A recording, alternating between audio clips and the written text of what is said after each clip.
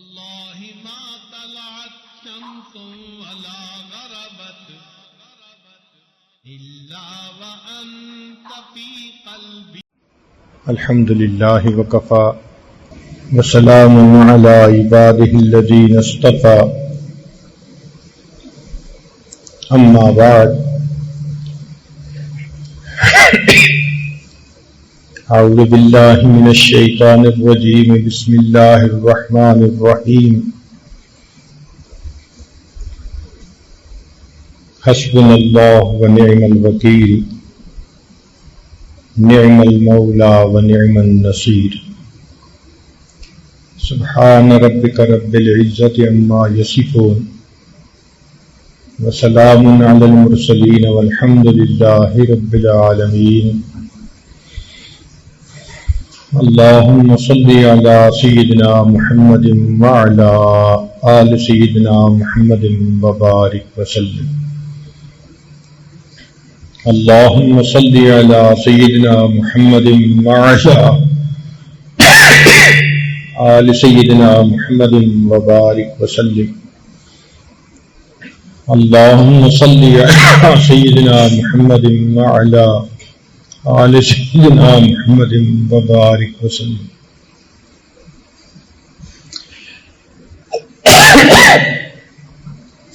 انسان اگر اپنے ارد گرد پھیلی ہوئی اس کائنات پر غور کرے تو یہ جلوہ گاہ یار نظر آتی ہے. قدم قدم پر اللہ رب العزت کی قدرت کی نشانیاں نظر آتی ہیں. یہ قدرتی مناظر اللہ رب العزت کی صفات کے آئینہ دار ہیں. آسمان کی وسعتوں کو دیکھو تو اللہ کی عظمت اور کبریائی سامنے آتی ہے. انسان کا ذہن اتنا محدود ہے کہ اگر وہ سوچنا چاہے کہ آسمان کی انتہا کہاں ہے تو دماغ میں نہیں آتا. کوئی بھی بندہ سوچے کہ اس کائنات کی وسعت کہاں تک ہے تو دماغ میں سوچ سوچ کے کہ وہاں تک ہوگی تو دماغ سوچتا ہے اس سے آگے بھی کائنات ہوگی. تو جس انسان کا دماغ اتنا چھوٹا کہ کائنات کی وسعت کو دماغ میں نہیں لے سکتا وہ اللہ کی ذات کو کیا سمجھ پائے گا. ہم اگر سمندر کے تلاطم کو دیکھیں،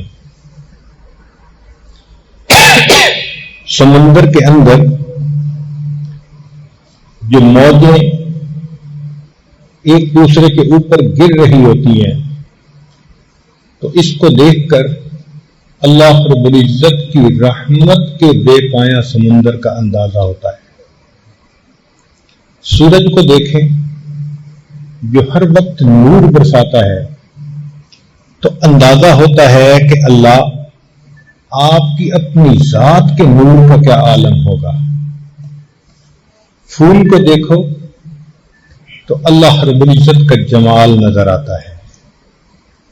شیر کو دیکھو اللہ رب العزت کا جلال نظر آتا ہے. حالانکہ ایک جانور ہے شیر، مگر اتنی اس میں ہیبت ہے، اتنا خوف ہے کہ بندہ قریب سے جاتا ہے تو رونگٹے کھڑے ہوتے ہیں. اللہ جس مخلوق کو آپ نے پیدا کیا اس کا جلال اتنا ہے تو اگر آپ کسی بات پر خفا ہوتے ہوں گے آپ کے جلال کا کیا عالم ہوگا.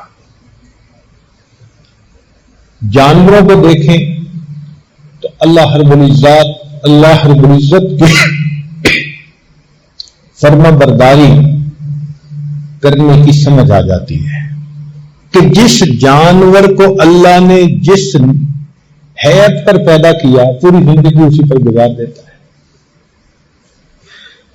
تو ارد گرد دیکھیں تو اللہ رب العزت کی قدرت کی نشانیاں نظر آتی ہیں. سچی بات تو یہ ہے کہ اللہ رب العزت بہت بڑے ہیں. جتنا ہم سوچتے ہیں اس سے بھی بڑے اور سوچیں اس سے بھی بڑے، اس سے بھی زیادہ سوچیں اس سے بھی زیادہ بڑے، اس کو کہتے ہیں اللہ اکبر۔ اللہ سب سے بڑے۔ آپ سوچیں کہ اذان میں 4 مرتبہ شروع میں کہا جاتا ہے اللہ اکبر اللہ اکبر اللہ اکبر اللہ اکبر۔ یہ 4 مرتبہ کہنے کی حکمت کیا ہے؟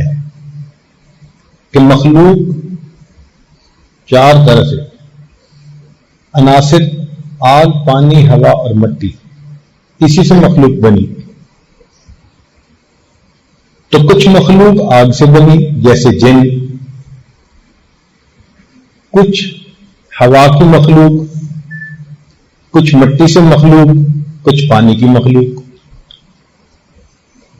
تو جب مؤذن اللہ اکبر کہہ رہا ہوتا ہے تو وہ پیغام دیتا ہے کہ آؤ اس پروردگار کی طرف جو آگ اور اس کی مخلوق کی طاقت سے بھی زیادہ طاقت والا ہے، جو مٹی اور اس سے پیدا ہونے والی مخلوق کی طاقتوں سے بھی بڑا طاقت والا ہے، جو پانی اور اس کی مخلوق کی طاقت سے زیادہ بڑی طاقت والا ہے، جو ہوا اور اس کی مخلوق کی طاقتوں سے بھی زیادہ بڑی طاقت۔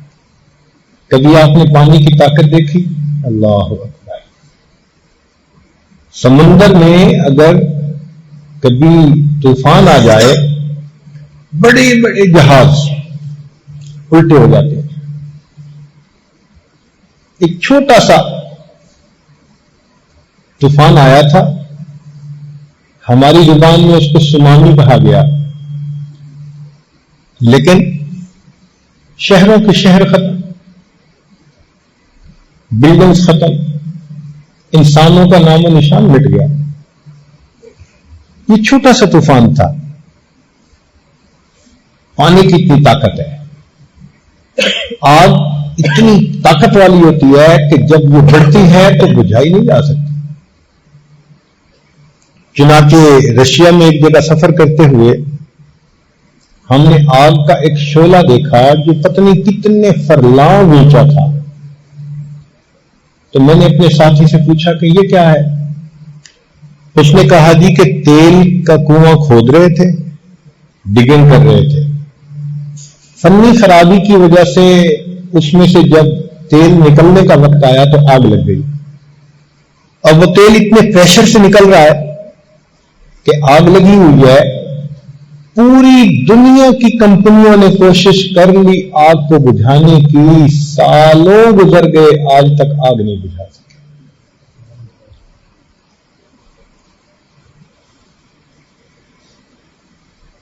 مٹی کی ایک طاقت ہے۔ کیا ہوا؟ رمضان مبارک کا مہینہ، لوگ فجر کے وقت سوئے ہوئے ہیں، ایک جھٹکا سا آیا مٹی میں، زمین میں۔ کشمیر میں کیا ہوا؟ پورے کے پورے مکان زمین کے اندر دھس گئے۔ اللہ اکبر کبیرہ۔ ہوا کی طاقت کتنی ہے؟ قوم عاد، ان کو اپنی طاقت پہ بڑا ناز تھا، قد بڑے اونچے لمبے تھے، کہتے تھے من اشد منا قوہ، ہم سے کون ہے زیادہ طاقت والا؟ اللہ نے ہوا کا عذاب بھیجا، فارسلنا علیہم ریحا صرصرا۔ وہ ہوا مومن کے لیے اتنی مزے کی کہ کہتے تھے کہ بڑی مزے کی ہوا چل رہی ہے، کافر کے لیے اتنی زیادہ سخت تھی کہ ان کو پٹک پٹک کر اس نے زمین پر مارا۔ اگلے دن ان کفار کی لاشیں زمین پر اس طرح بکھری ہوئی تھیں کأنہم اعجاز نخل خاویہ، جیسے کہ کھجور کے تنے زمین کے اوپر لیٹے ہوئے ہوتے ہیں۔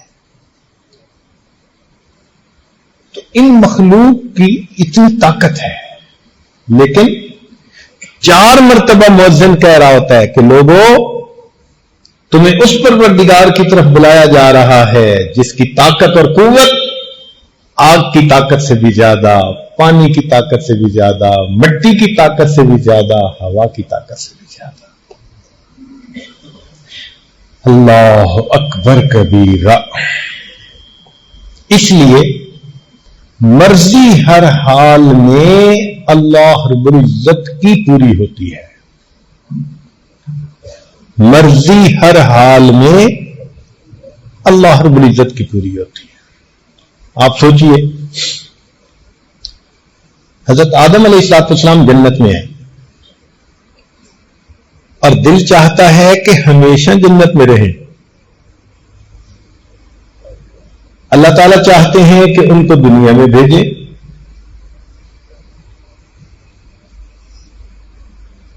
شیطان نے آ کر مشورہ دیا کہ یہ دانا کھا لیں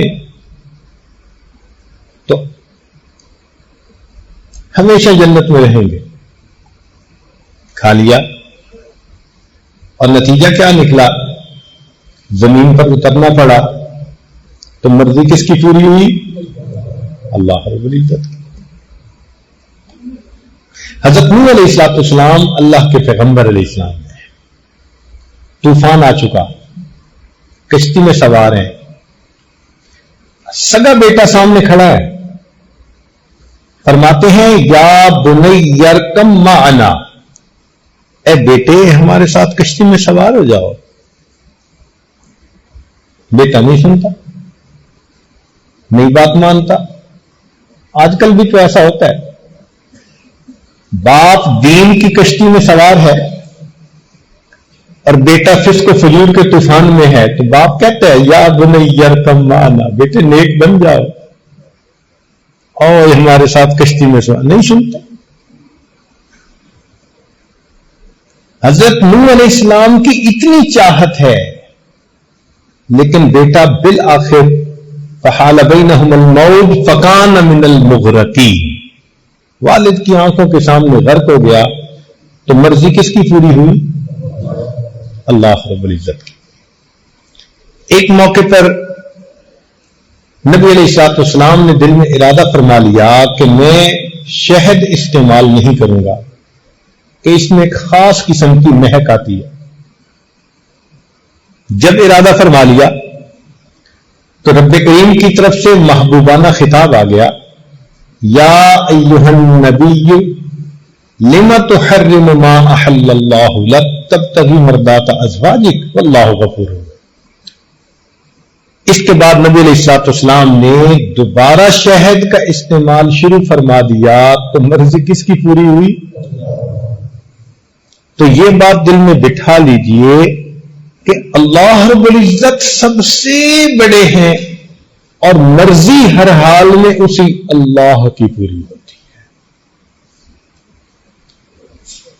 اس لیے اللہ کے سامنے کسی کی بڑائی نہیں چل سکتی. آپ غور کریں کہ دو بندے ایسے ہیں جن کو جنت کی خوشبو نہیں مل سکتی، جو جنت میں قدم نہیں رکھ سکتے. کون؟ ایک مشرک. فیصلہ کر دیا ان اللہ لا یغفر ان یشرک بہ ویغفر ما دون ذلک لمن یشاء. اللہ تعالیٰ مشرک کو معاف نہیں کریں گے، اس کے سوا کوئی گناہ لے کر آئے گا چاہیں گے اللہ معاف کر دیں گے. اور ایک فرمایا حدیث پاک میں کہ لا يدخل الجنہ من کان فی قلبہ مثقال ذرۃ من کبر، جس کے دل میں ذرہ کے برابر بھی تکبر ہوگا وہ جنت میں نہیں داخل ہو سکے گا. نہ متکبر اور نہ متکبر کہتے ہیں جو اپنے کو بڑا سمجھے، اور مشرک کہتے ہیں جو مخلوق میں سے کسی کو بڑا سمجھے. بڑا سمجھتا ہے تو سجدے کرتا ہے نا. تو جس نے اپنے کو بڑا سمجھا اس پر بھی جہنم ہے، جنت حرام. اور جس نے مخلوق میں سے کسی کو بڑا سمجھا تو بڑا کون ہے؟ اس لیے جب ہم اللہ اکبر کہتے ہیں تو مانا ہوتا ہے کہ نہ میں بڑا نہ کوئی اور بڑا. بڑا کون ہے؟ اللہ رب العزت ہی بڑے. دن میں 5 مرتبہ مسجد بلایا تاکہ تم دنیا کے کاموں میں لگے ہوئے ہو، شاید سبق تم بھول جاؤ، تمہیں یاد دہانی رہنی چاہیے.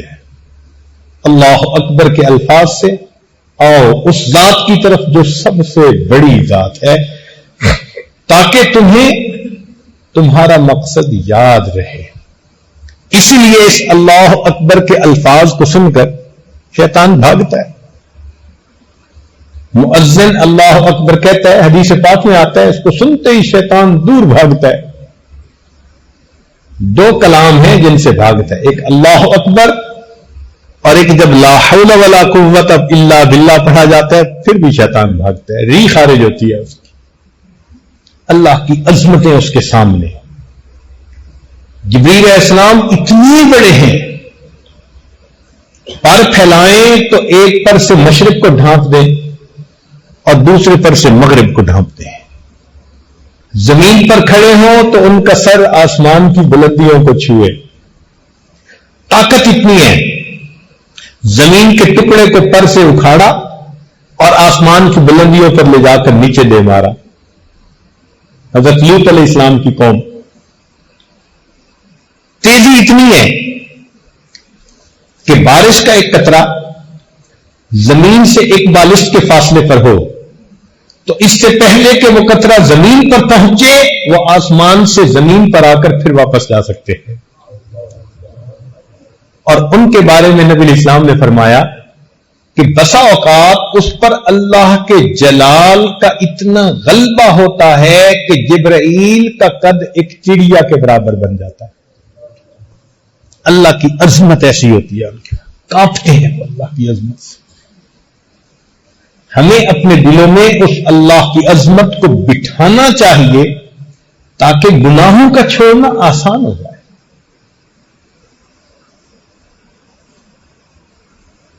سری سکتی رحمت اللہ علیہ فرماتے ہیں، میں نے ایک مرتبہ بیان کیا تو ایک نوجوان آیا، کہنے لگا آپ نے ایک فکرہ بولا ہے۔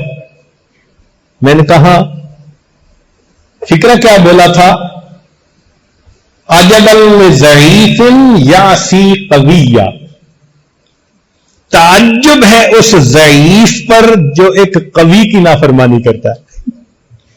بندے سے زیادہ ضعیف کوئی نہیں اور اللہ سے زیادہ قوی کوئی نہیں۔ کتنا تعجب ہے کہ ایک ضعیف اس قوی کی نافرمانی کر رہا ہوتا ہے۔ عجبا لضعیف یعصی قویا۔ تو جب عظمت دل میں بیٹھتی ہے پھر انسان گناہوں سے آسانی سے بچ سکتا ہے۔ اس لیے اللہ رب العزت نے ذکر کثیر کا حکم دیا، اذکروا اللہ ذکرا کثیرا۔ مقصد کیا تھا کہ یہ ہر وقت یاد رکھیں کہ اللہ بہت بڑے ہیں، پھر دنیا ان کا دل نہیں لبھا سکے گی، ان کو اس راستے سے نہیں ہٹا سکے گی۔ اس لیے مومن بہانے سے اللہ کی بات چھیڑتا ہے۔ ماں کو دیکھو کہیں بیٹھی ہو بیٹے کا تذکرہ چھیڑ دیتی ہے، میرا بیٹا دودھ کو دودھ کہتا ہے۔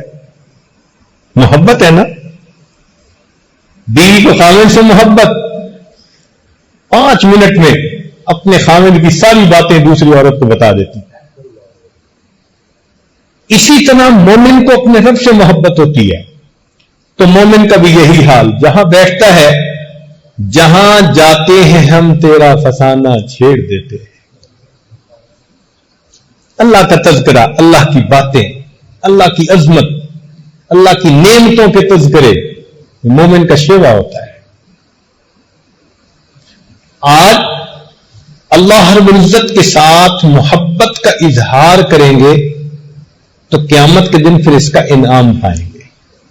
یہ جو ایمان ہے نا، یہ رجسٹریشن ہے بندے کی کہ اللہ کی بندگی میں داخل ہو گئے، رجسٹرڈ بندے بن گئے اللہ کے۔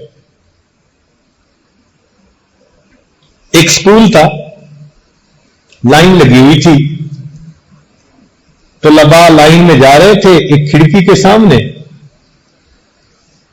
تو ہر طالب علم کو جانے پر مٹھائی کا ڈبہ دیا جاتا تھا۔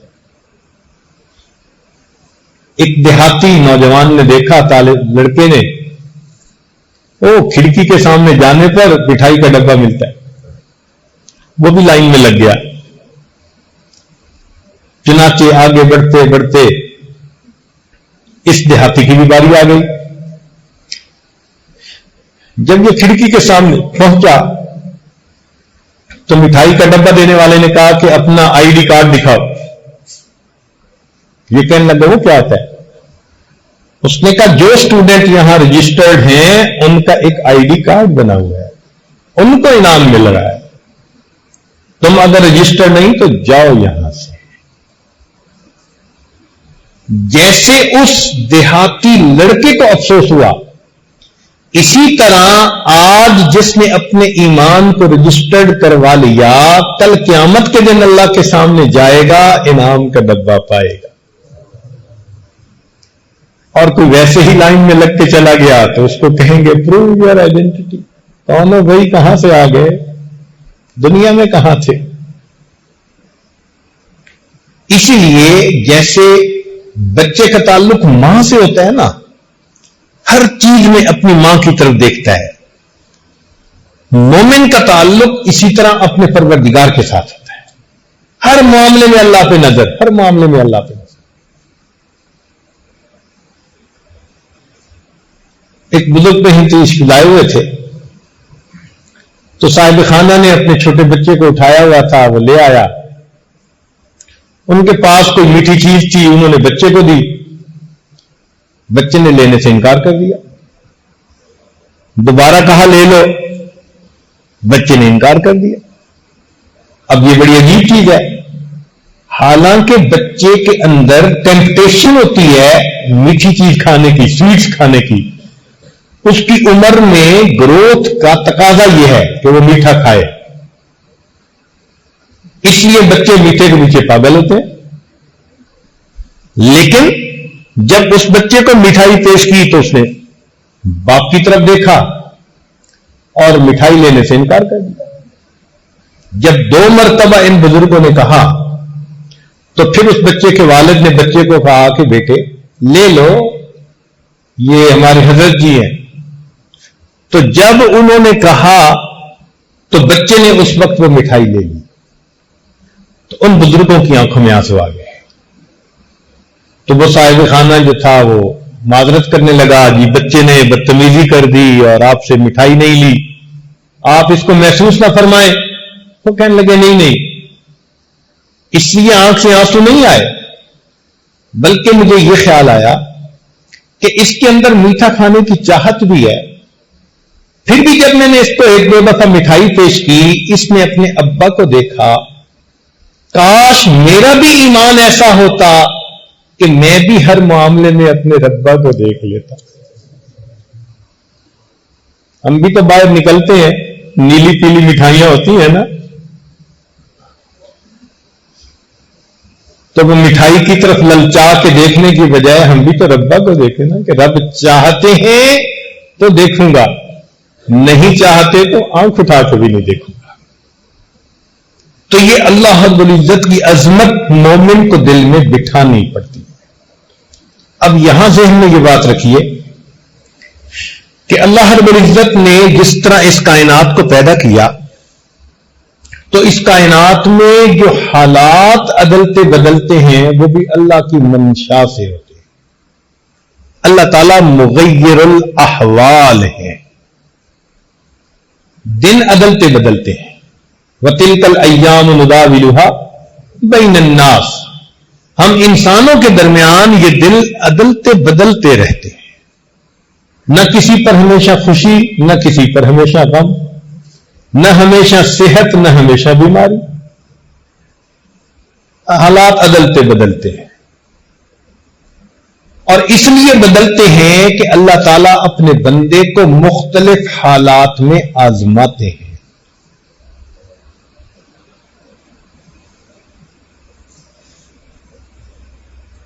اب کوئی بندہ اگر مصیبت اور پریشانی میں پھنس جائے, وہ پریشان ہوتا ہے کہ یہ مصیبت ختم ہی نہیں ہوتی. تو اس میں اصول یہ سمجھے کہ مصیبت اللہ رب العزت ہی کی طرف سے آتی ہے. قُل لَن يُصِيبَنَا إِلَّا مَا كَتَبَ اللَّهُ لَنَا, کہہ دیجئے ہرگز ہرگز تم کو کوئی پریشانی نہیں پہنچتی مگر وہی جو اللہ نے مقدر میں لکھی ہوتی. تو جب مصیبت آتی اللہ کی طرف سے ہے تو مصیبت کے ختم ہونے کے لیے رجوع بھی اللہ کی طرف کرنا چاہیے. ہم کیا کرتے ہیں کہ مصیبت تو اللہ کی طرف سے آئی اور اس کے دور کرنے کے لیے مخلوق کے پیچھے بھاگتے. یہاں معاملہ گڑبڑ ہوتا ہے.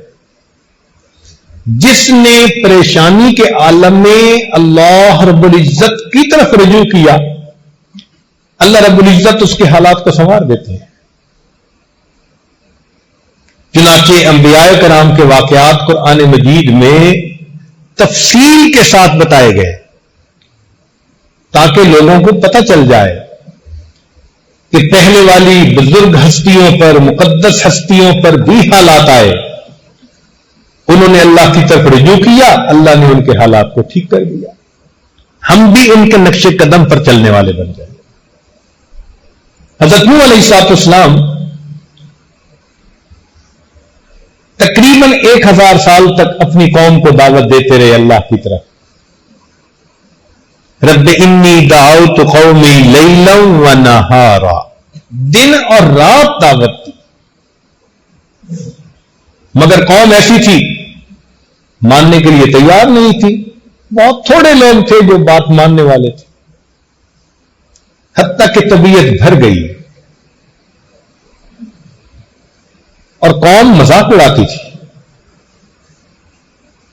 یہاں تک کہ جب انہوں نے کشتی بنانی شروع کی تو قوم پوچھتی تھی کیوں بنا رہے ہو؟ فرماتے طوفان آئے گا. تو وہ کہتے ہم تو دعائیں مانگتے ہیں طوفان آئے, یہ ریت پر کشتی تھوڑا چلے گی.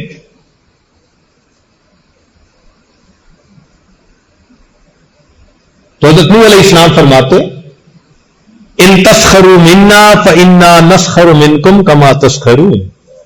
جیسے تم مذاق اڑاتے ہو ایک وقت آئے گا ہم تمہارا مذاق اڑائیں. تو قوم نے ستا دیا تھا, پتھر مارتے تھے, پتھروں میں دب جاتے تھے. جبرائیل علیہ السلام بسا اوقات آ کر پتھروں سے ان کو نیچے سے نکالتے تھے. اکیلے تھے. کتنا دل پہ انسان کے غم ہوتا ہے. آپ کسی کو چند دن بات سمجھائیں نا آپ تنگ آ جائیں گے. 1 سال کی بات نہیں, 2 سال کی نہیں, 1000 سال. اللہ اکبر کبیرہ. ایک کرب تھا دل میں, ایک غم تھا دل میں جس نے مغموم بنا دیا تھا حضرت نوح علیہ السلام کو. چنانچہ بالآخر انہوں نے اللہ سے دعا کی. اللہ تعالیٰ ارشاد فرماتے ہیں وَلَقَدْ نَادَانَا نُوحٌ فَلَنِعْمَ الْمُجِيبُونَ. تحقیق نوح علیہ السلام نے ہمیں پکارا اور ہم بہتر پکار کا جواب دینے والے ہیں.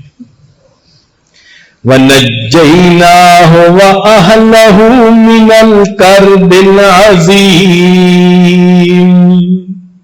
ہم نے ان کو اور ان کے اہل خانہ کو کرب عظیم سے نجات عطا. تو اس کرب سے, ان مصیبتوں سے, دکھ سے بچانے والا کون ہے؟ اللہ رب العزت ہے. یہاں ایک اور بات بھی سمجھ لیجیے. حضرت نوح علیہ السلام کے بعد حضرت موسیٰ علیہ السلام اور حضرت ہارون علیہ السلام دونوں پیغمبر فرعون کی طرف بھیجے گئے. انہوں نے جا کر دعوت دی مگر فرعون نے اپنی حکومت کے نشے میں ان کی قوم کو پیس کے رکھ دیا.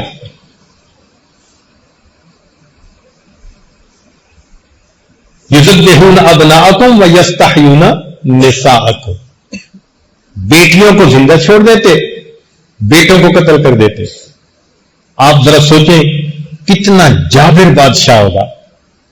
آج کسی کے بچے کو کوئی ناحق قتل تو کروا کے دیکھے, اگلے دن اس کو اپنی حکومت چھوڑنی پڑ جائے گی. ایک بچے کے اوپر ایسا پاسبل ہے، اور وہاں سینکڑوں نہیں ہزاروں بچے قتل کروائے. خود نہیں کوئی کر سکتا تھا. اس قوم کے اوپر فرعون کا کتنا ہولڈ ہوگا، کتنا جابر بادشاہ ہوگا. اس عاجز کو مصر میں فرعون کی لاش دیکھنے کا موقع ملا. یہی اندازاً 6 فٹ کے قریب اس کا قد تھا. تاریخ دیکھی، وہ 20 سال کی عمر میں ملک کا بادشاہ بن گیا تھا، اور تقریباً 65 سال ملک کا بادشاہ رہا. یہ جو ابتدائے جوانی میں اتنا اختیار مل گیا، اتنا مال مل گیا، اس نے دماغ خراب کر کے رکھ دیا. کہا کرتا تھا انا ربکم الاعلی.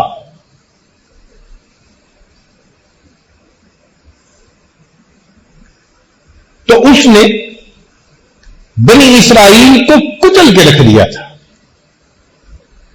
مصیبت میں تھے، ایک کرب تھی ان کے دل میں بنی اسرائیل کے کہ ہم اس سے نجات کیسے پائیں گے. تو اس موقع پہ کیا ہوا؟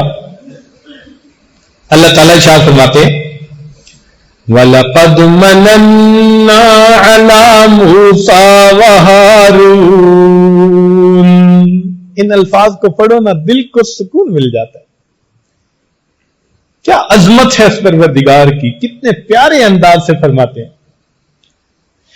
وَلَقَدْ مَنَنَّا عَلَى مُوسَىٰ وَهَارُونَ.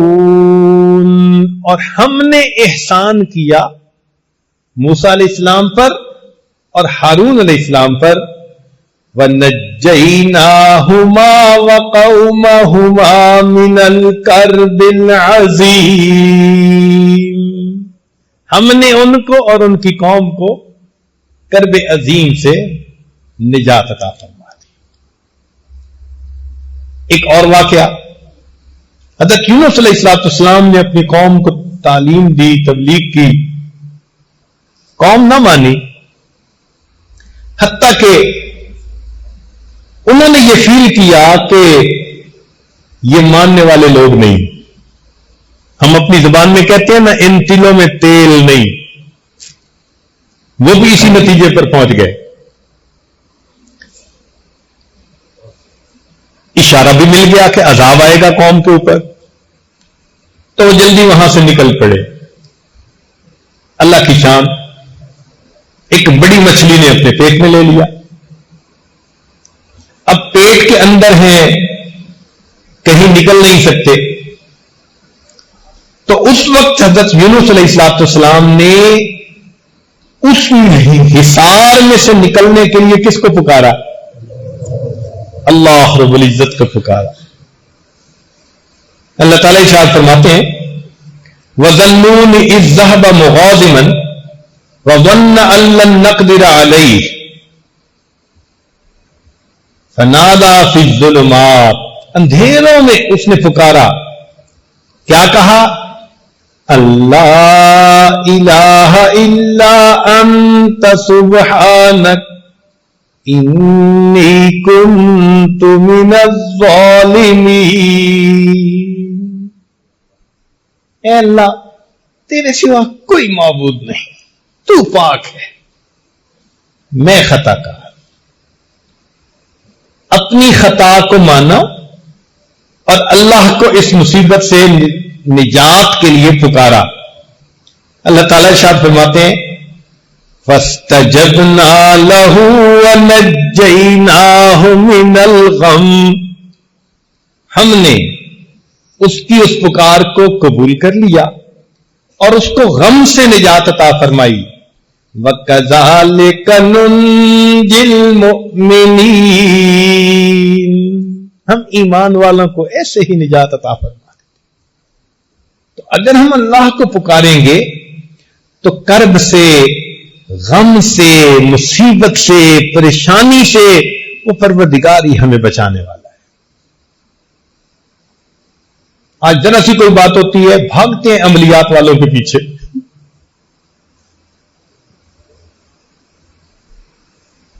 کیا فائدہ ایمان خراب کرنے کا؟ جاؤ تو کسی صاحب شریعت بندے کے پاس جاؤ، کم از کم شریعت پہ عمل تو ہو.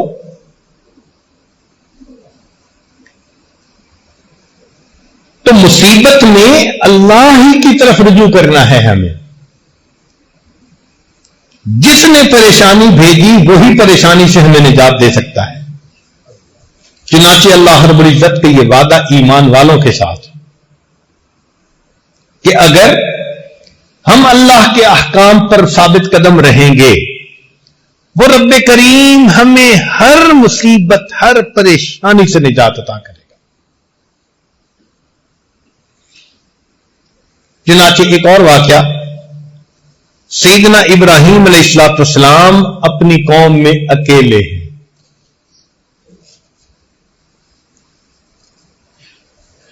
قوم شرک کرتی ہے، نمرود کو خدا مانتی ہے، بتوں کی پوجا کرتی ہے. ابراہیم علیہ السلام توحید خالص پر عمل کرنے والے. ایک موقع پر قوم نے کوئی فنکشن منانا تھا، کہنے لگے چلو، تو انہوں نے ان کو تو معذرت کر دی، ایکسکیوز کر دیا. فرمایا انی شقیم، میری طبیعت ٹھیک نہیں ہے. واقعی اس کفر و شرک میں ان کو دیکھ کے کتنی طبیعت بیدار ہوتی ہوگی ان کی. قوم چلی گئی، پیچھے ان کے بت اکیلے تھے. ابراہیم علیہ السلام نے بھی کیا مزے کا کام کیا، ایک کلہاڑا لیا، فجعلہم جزازا الا کبیرا، سارے بتوں کے ٹکڑے ٹکڑے کر کے وہ جو بڑا بت تھا نا اس کے کندھے پہ کلہاڑا رکھ دیا. اب قوم آئی، اس نے اپنے معبودوں کا حشر دیکھا، کہنے لگے کہ یہ کام کس نے کیا؟ تو ان میں سے کسی نے کہا کہ انا سمعنا فتى يذكرهم يقال له ابراہیم، ہم نے ایک نوجوان کو سنا ہے نام ابراہیم، وہ ان بتوں کے بارے میں اس طرح کی کوئی باتیں کرتا تھا ناگواری کی، اسی نے لگتا ہے کیا ہوگا. چنانچہ حضرت ابراہیم علیہ السلام کو انہوں نے پکڑ لیا، پوچھا. آپ نے فرمایا کہ بڑے سے پوچھو، بھئی جہاں سے مال برآمد ہو چور تو وہی ہوتا ہے نا. تو تمہارے اس بڑے کے کندھے پہ کلاڑا ہے. اب وہ ہکے بکے کیا کہیں، نتیجہ کیا نکلا؟ کہنے لگے حرکوہ، اسے آگ میں ڈال دو، وانصروا آلہتکم، اپنے معبودوں کی مدد کرو. کیا معبود ان کے؟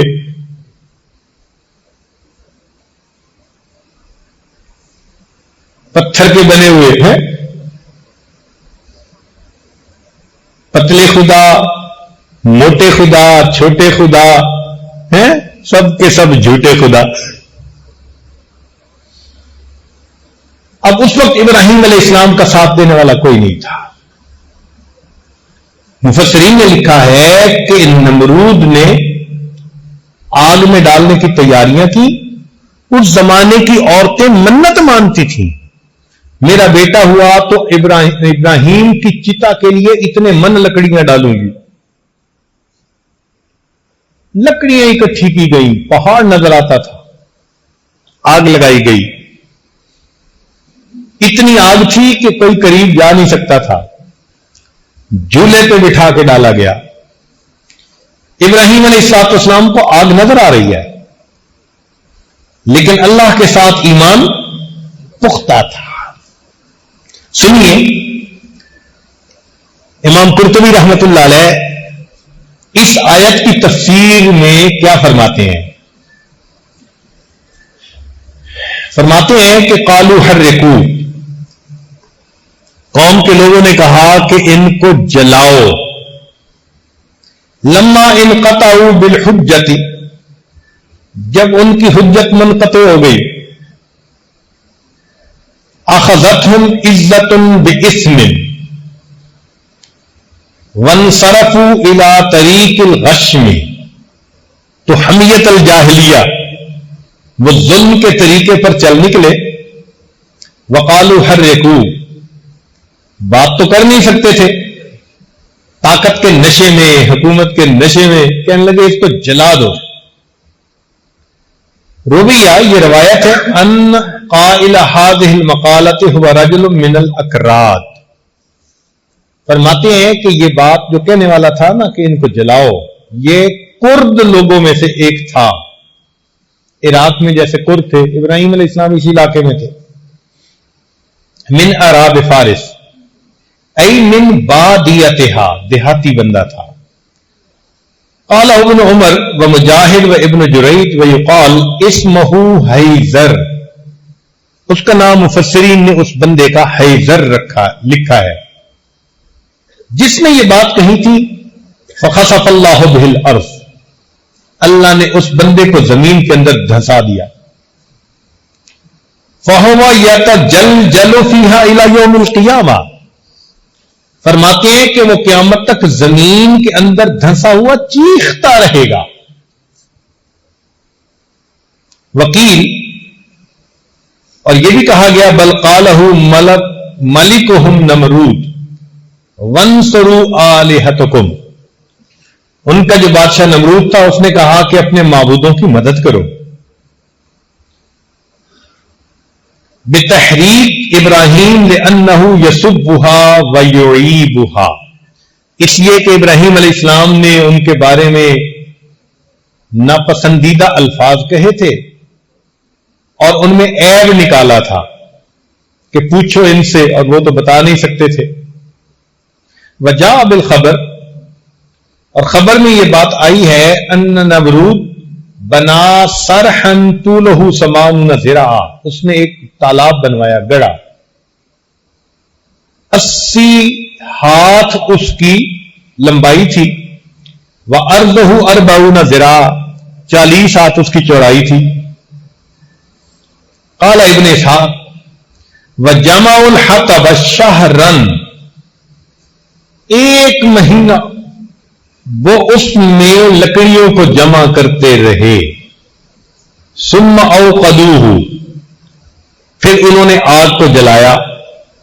واشتعلت واشتدت، آگ جل پڑی اور سخت شدت اختیار، بھڑک گئی.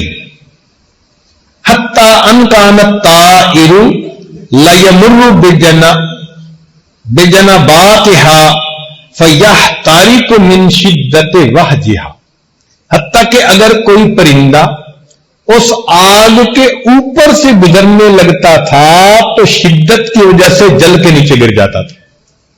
پرندہ بھی اوپر سے نہیں گزر سکتا تھا. ثم قیدوا ابراہیم ووضعوہ فی المنجنیق مغلولا، پھر انہوں نے ابراہیم علیہ السلام کو قید کیا، پکڑا، اور ان کو منجنیق میں انہوں نے بٹھایا اور ان کے ہاتھ باندھے ہوئے تھے، ہتھکڑیاں لگی ہوئی تھی، یوں سمجھ لیں. ویقال، اور یہ بھی کہا گیا، ان ابلیس صنع لهم المنجنیق یومئذ، کہ ابلیس ایک بندے کی شکل میں آیا تھا اور اس نے آ کے ان کو جھولا بنانے کا گر سکھایا تھا. آرکیٹیکٹ وہ تھا کہ یوں کر کے جھولا بناؤ. فدجت السماوات والارض ومن فیہن من الملائکۃ وجمیع الخلق،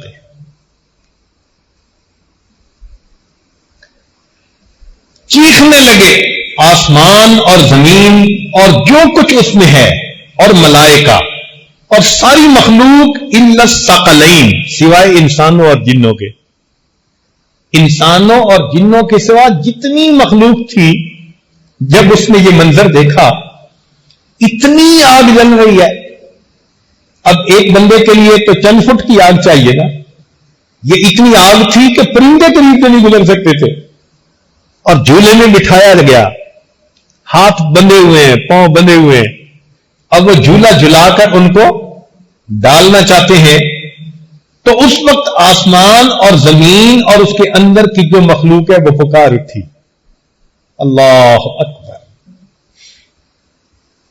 کہنے لگی ربنا، اے ہمارے پروردگار، ابراہیم لیس فی الارض احد یعبدک غیرہ، ابراہیم اکیلا ہی تو ہے زمین میں جو تیری عبادت کرتا ہے، اس کے علاوہ کوئی نہیں کرتا. یحرق فیک، آپ کی خاطر اس کو جلایا جا رہا ہے. فاذلنا فی نصرتہ، ہمیں اجازت دے دیجئے کہ ہم ابراہیم کی مدد کر سکیں.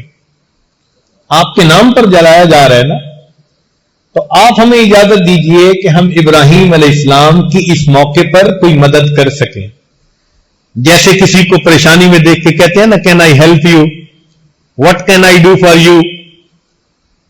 تو ساری مخلوق نے یہی بات کہی کہ اللہ ہم آپ کے ابراہیم علیہ السلام کی مدد کر سکیں. فقال اللہ تعالی، اللہ رب العزت نے فرمایا، ان استغاث بشیء منکم او دعاہ فلینصرہ فقد اذنت لہ فی ذلک. اگر میرا ابراہیم تم سے مدد مانگے یا تمہاری اس دعوت پر مدد کو قبول کرے تو تم مدد کرو، میری طرف سے تم کو اجازت ہے.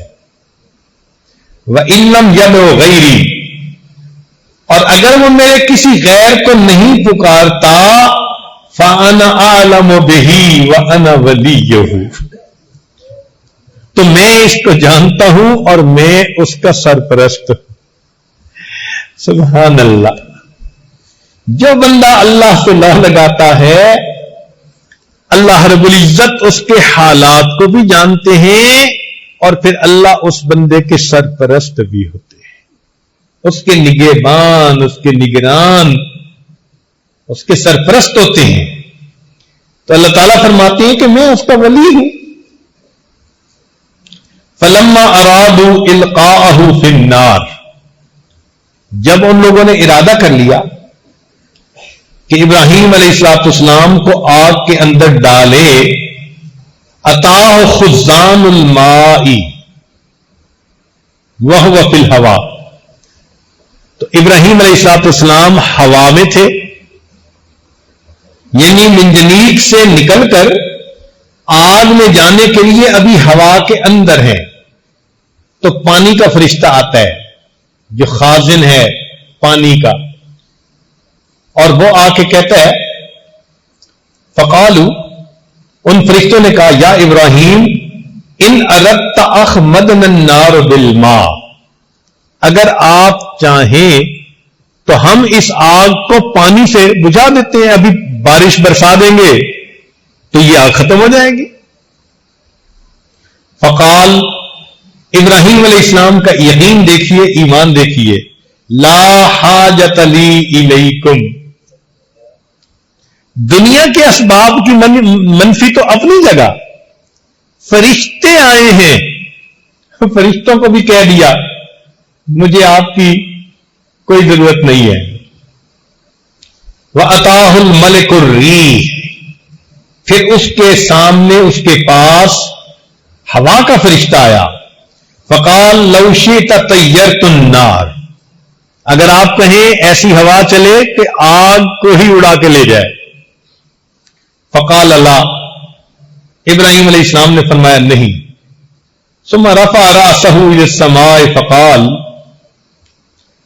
پھر اللہ رب العزت کی، پھر انہوں نے آسمان کی طرف سر اٹھایا اور یہ کہا، اللہم انت الواحد فی السماء، اے اللہ تو آسمان میں اکیلا ہے، وَأَنَا الْوَاحِدُ فِي الْأَرْضِ لَيْسَ أَحَدٌ غَيْرِي يَعْبُدُكَ غَيْرِي، میں زمین میں اکیلا ہوں، میرے سوا تیری عبادت کرنے والا کوئی نہیں. حسبی اللہ ونعم الوکیل، میرے لیے اللہ کافی ہے، وہی میرے لیے بہتر وکیل ہے. اللہ اکبر. ایمان دیکھیے کیسا تھا، یقین اللہ کے وعدوں پہ کتنا تھا، بھروسہ کتنا تھا. سامنے آگ نظر آ رہی ہے، ہوا کے اندر ہے، اب تو لمحوں کی بات ہے، مگر متزلزل نہیں ہوئے. چنانچہ ایک دوسری آیت میں فرماتے ہیں کہ ان ابراہیم حین قیدوہ لِيُلْقُوهُ فِي النَّارِ قَالَ لَا إِلَٰهَ إِلَّا أَنْتَ سُبْحَانَكَ رَبُّ الْعَالَمِينَ لَكَ الْحَمْدُ وَلَكَ الْمُلْكُ لَا شَرِيكَ لَكَ قَالَ ثُمَّ رَمُوا بِهِ فِي الْمِنْجَنِيقِ مِنْ مِزْرَبٍ شَاسِعٍ، پھر انہوں نے اس کو منجنیق میں بٹھا کر دور سے، شاسعٍ دور سے اس کو آگ کے اندر ڈالا. فَاسْتَقْبَلَهُ جِبْرِيلُ، اس موقع پر پھر جبریل علیہ السلام آئے. جب پانی کے فرشتے کو انکار، ہوا کے فرشتے کو انکار، تو جبریل علیہ السلام تو اللہ کے انبیاء کی مدد پر متعین ہے نا، ان کا تو چارٹر آف ڈیوٹی ہے انبیاء کی مدد کرنا. تو ابراہیم تو جبریل علیہ السلام اس وقت آتے ہیں. فقال، جبریل علیہ السلام نے آ کر پوچھا، یا ابراہیم الک حاجہ، اے Ibrahim what can I do for you, do you need me, آپ کو میری ضرورت ہے. قال اما الیک فلا، ابراہیم علیہ السلام نے فرمایا اگر تو اپنی طرف سے آئے ہو تو کوئی ضرورت نہیں، اگر اپنی طرف سے آئے ہو تو کوئی ضرورت نہیں. فقال جبریل علیہ السلام نے کہا، فاسأل ربک، اے ابراہیم خلیل اللہ پھر اپنے رب سے سوال کیجئے. تو جب انہوں نے یہ کہا ابراہیم علیہ السلام نے عجیب جواب دیا. فقال، فرمایا، حسبی من سؤالی علمہ بحالی، کہ سوال کرنے سے مجھے یہ زیادہ بات کافی ہے کہ میں جس حال میں ہوں میرا اللہ جانتا ہے. یہ بات میرے لیے کافی ہے، مجھے سوال کرنے کی کیا ضرورت ہے، میرا پروردگار دیکھنے والا، جاننے والا. کیا عجیب جواب دیا ہے. حسبی من سؤالی علمہ بحالی. فقال اللہ تعالی وہو اصدق القائلین یا نار کونی بردا وسلاما علی ابراہیم. رب کریم نے براہ راست آگ کو حکم دیا، اے آگ میرے ابراہیم پر ٹھنڈی اور سلامتی والی ہو جا. قال بعض العلماء نے یہ لکھا کہ فرمایا کہ جعل اللہ فیہا بردن یرفع حرہا، اللہ نے اس میں ٹھنڈ پیدا کر دی جس نے گرمی کو ختم کر دیا. وحرن یرفع بردہا، اور ایسی گرمی جس نے ٹھنڈک کو ختم کر دیا، یعنی ایئر کنڈیشن. آپ آج کے زمانے میں اس کو یوں کہہ سکتے ہیں، نہ آگ محسوس ہوتی تھی نہ یخ ٹھنڈ محسوس ہوتی تھی، بہت ہی ایئر کنڈیشن قسم کا اس میں ماحول بنا دیا گیا. فصارت سلامن علی، چنانچہ ابراہیم علیہ السلام پر وہ سلامتی والی بن گئی. قال ابو العالیہ ولو لم یقل بردم وسلاما لکان بردها اشد علیہ من حرها، کہ اگر اللہ تعالیٰ بردم و سلامن ساتھ نہ کہتے نا تو اتنی ٹھنڈی ہو جاتی کہ ابراہیم علیہ السلام ٹھنڈ سے مر جاتے. تو بردن اکیلا نہیں کہا، وسلاما، اور سلامتی والی بھی کہا. لو لم یقل علی ابراہیم، اور اگر اللہ تعالیٰ علی ابراہیم نہ کہتے، لکان بردھا باقین علی الابد، اس جگہ کی ٹھنڈک قیامت تک اسی طرح موجود رہتی. تو فرمایا علی ابراہیم، یعنی ابراہیم جب تک تھے اس وقت تک ٹھنڈی. اللہ اکبر کبیرہ. وذکر بعض علماء نے یہ لکھا ہے کہ ان اللہ تعالی انزل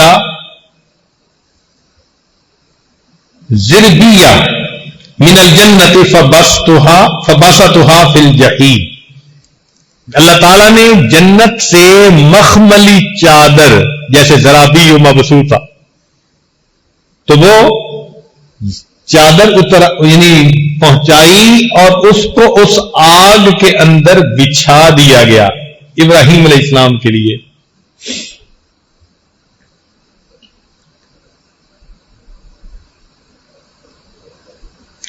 ایک عجیب بات وہ فرماتے ہیں کہ جب اللہ تعالیٰ نے فرمایا نا کہ اے آگ سلامتی والی ہو جا، تو اللہ کا یہ حکم جو تھا اس میں یا نار کہا تھا نا، عموم تھا سب کے لیے. تو کہتے ہیں کہ اس حکم کے آتے ہی ابراہیم علیہ السلام کی آگ کے ساتھ پوری دنیا میں جہاں آگ جل رہی تھی ہر آگ بجھ گئی، کہ شاید یہ حکم مجھے دیا جا رہا، شاید یہ حکم میرے مالک کا مجھے دیا جا رہا.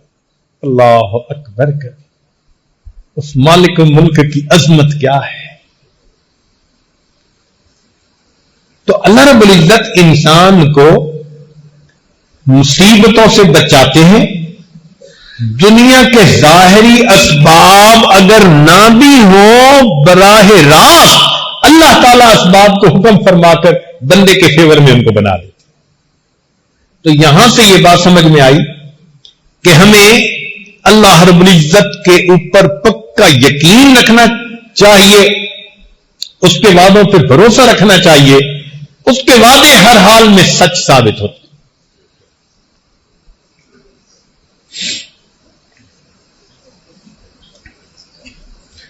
جب اللہ تعالیٰ نے حضرت موسیٰ علیہ السلام کو بھیجا نا فرعون کی طرف،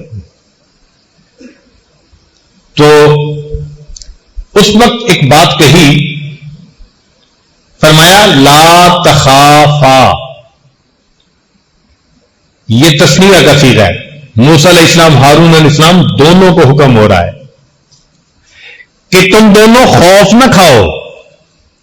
اننی معکما، میں تم دونوں کے ساتھ ہوں.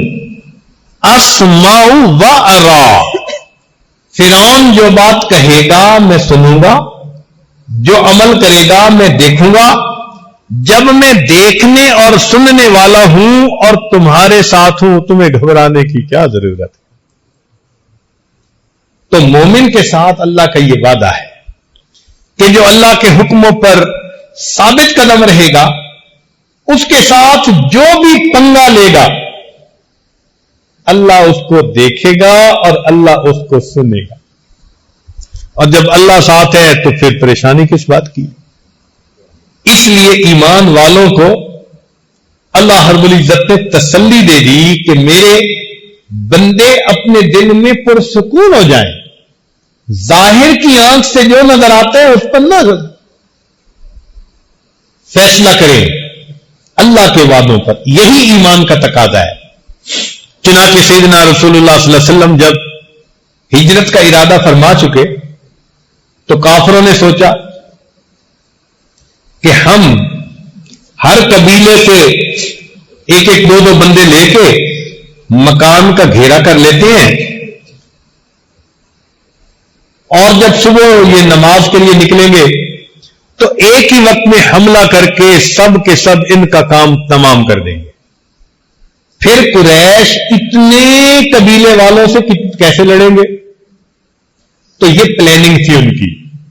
اللہ تعالیٰ ارشاد فرماتے ہیں وَإِذْ يَمْكُرُ بِكَ الَّذِينَ كَفَرُوا، اور یاد کرو اس وقت کو جب آپ کے ساتھ تدبیر کی کافروں نے، لِيُثْبِتُوكَ، کہ آپ کو حبس بے جا میں رکھیں، او یقتلوک، یا آپ کو شہید کر دے، او یخرجوک، یا آپ کو دیس نکالا دے دیں.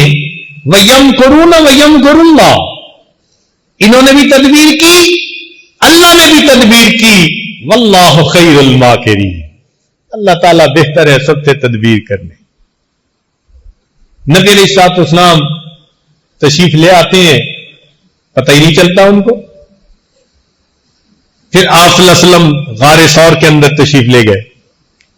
جب انہیں صبح کے وقت پتہ چلا کہ نبی علیہ الصلوۃ والسلام تو چلے گئے، انہوں نے 200 اونٹ کا انعام متعین کیا کہ 200 اونٹ نبی علیہ السلام کو ڈھونڈنے پر اور 200 اونٹ صدیق اکبر عنہ کو ڈھونڈنے پر. الگ الگ انعام. 400 اونٹوں کا انعام اس زمانے میں بہت بڑا انعام تھا.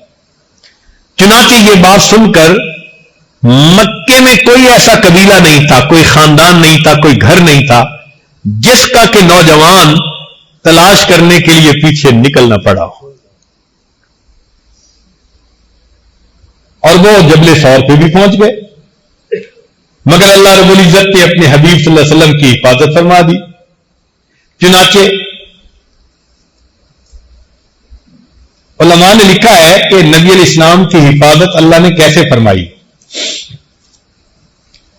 اخرج ابن سعد و ابن مردوے ان ابن مصعب قال ادرکت انس بن مالک وزید بن ارقم والمغیرة بن شعبہ فسمعتهم يتحدثون ان النبي صلی اللہ علیہ وسلم لیلۃ الغار، کہ جب نبی علیہ الصلوۃ والسلام غار میں تھے جس رات آپ وہاں پر روپوش ہوئے، امر اللہ شجرۃ فنبتت فی وجہ النبی فسترتہ، اللہ تعالیٰ نے ایک پودے کو حکم دیا، وہ پودا اگایا اور نبی علیہ الصلوۃ والسلام کے چہرے کو ڈھانپ لیا. یعنی سامنے غار کے دروازے پر ایک پودا اگایا اللہ کے حکم سے. وَأَمْرَ اللَّهُ الْعَنْكَبُوتَ فَنَسَجَتْ فِي وَجْهِ النَّبِيِّ صلی اللہ علیہ وسلم فَسَتَرَتْهُ، اللہ تعالیٰ نے مکڑی کو حکم دیا، اس نے غار کے دروازے کے اوپر جالا بن دیا اور نبی علیہ الصلوۃ والسلام کو چھپا لیا. وَأَمَرَ اللَّهُ حَمَامَتَيْنِ، اور اللہ رب العزت نے کبوتروں کو حکم دیا، وحشیتین جنگلی کبوتر، فوقفنا بفم الغار، کہ وہ غار کے دروازے کے اوپر ہی ٹھہر جائیں. تو جو غار کے دروازے پر وہ پودا تھا نا، وہاں دو کبوتر وہ وہیں رک گئے. اب اقبل فتیان قریش من کل بطن رجل بعصیہم واسیافہم وحراویہم، ہر گھر سے نوجوان قریش کے نکل پڑے اپنے عصا لے کر، اپنی تلواریں لے کر اور اپنے ڈنڈے لے کر. حتی اذا کانوا من النبی صلی اللہ علیہ وسلم قدر 40 ذراعا، حتیٰ کہ 40 ہاتھ کا فاصلہ. فنزل بعضهم فنظر فی الغار، وہ تو سواریوں پر آ گئے تھے، ان میں سے ایک بندہ نیچے بھی اترا اور اس نے غار میں بھی دیکھا. فرجع الی اصحابہ، تو غار میں دیکھ کر اس نے جب دیکھا کہ یہاں تو مکڑی کا جالا ہے اور کبوتریاں بھی تھی، تو وہ واپس چلا گیا. فقالوا، جو اس کے ساتھی تھے انہوں نے پوچھا، مالک لم تنظر فی الغار، کیا مسئلہ، تو نے غار کے اندر کیوں نہیں جھانک کے دیکھا؟ فقال، وہ کہنے لگا، رأیت الحمامتین بفم الغار فعرفت ان لیس فی احد، میں نے دو کبوتریوں کو یہاں بیٹھے ہوئے دیکھا ہے، لگتا ہے کہ اس غار کے اندر کوئی نہیں، اگر کوئی ہوتا تو جنگلی کبوتر تو یہاں نہ بیٹھتے نا. فسمع النبی صلی اللہ علیہ وسلم ما قال، نبی علیہ السلام نے آواز سنی اس کافر کی جو باتیں کر رہا تھا. فعرف ان اللہ درا عنہ بہما، نبی علیہ السلام سمجھ گئے کہ اللہ تعالیٰ نے ان کو ادھر سے موڑ دیا. اللہ اکبر کبیرہ، اللہ رب العزت نے دکھا دیا کہ دیکھو یہ جو مکڑی کا جالا ہے نا، اس کو دنیا میں سب سے کمزور دیوار کہا جاتا ہے. ان اوہن البیوت لبیت العنکبوت، قرآن گواہی دے رہا ہے، بتلا دیا کہ لوگوں جب میں حفاظت کرنے پہ آتا ہوں تو سب سے کمزور دیوار اگر میں درمیان میں حائل کر دیتا ہوں، پوری دنیا کی طاقت مل کر اس دیوار کو نہیں توڑ سکتی، میں اس سے حفاظت کر کے دکھا دیتا. اللہ رب العزت کی مدد سبحان اللہ عجیب ہے. اس لیے ہم اللہ رب العزت کی احکام کے اوپر پابندی کے ساتھ عمل کرنے والے بن جائیں. جس حال میں بھی ہوں گے ہمارا پروردگار ہماری مدد فرمائے گا، اور وہ پروردگار ہمیں ہماری مصیبتوں میں سے نکالے گا.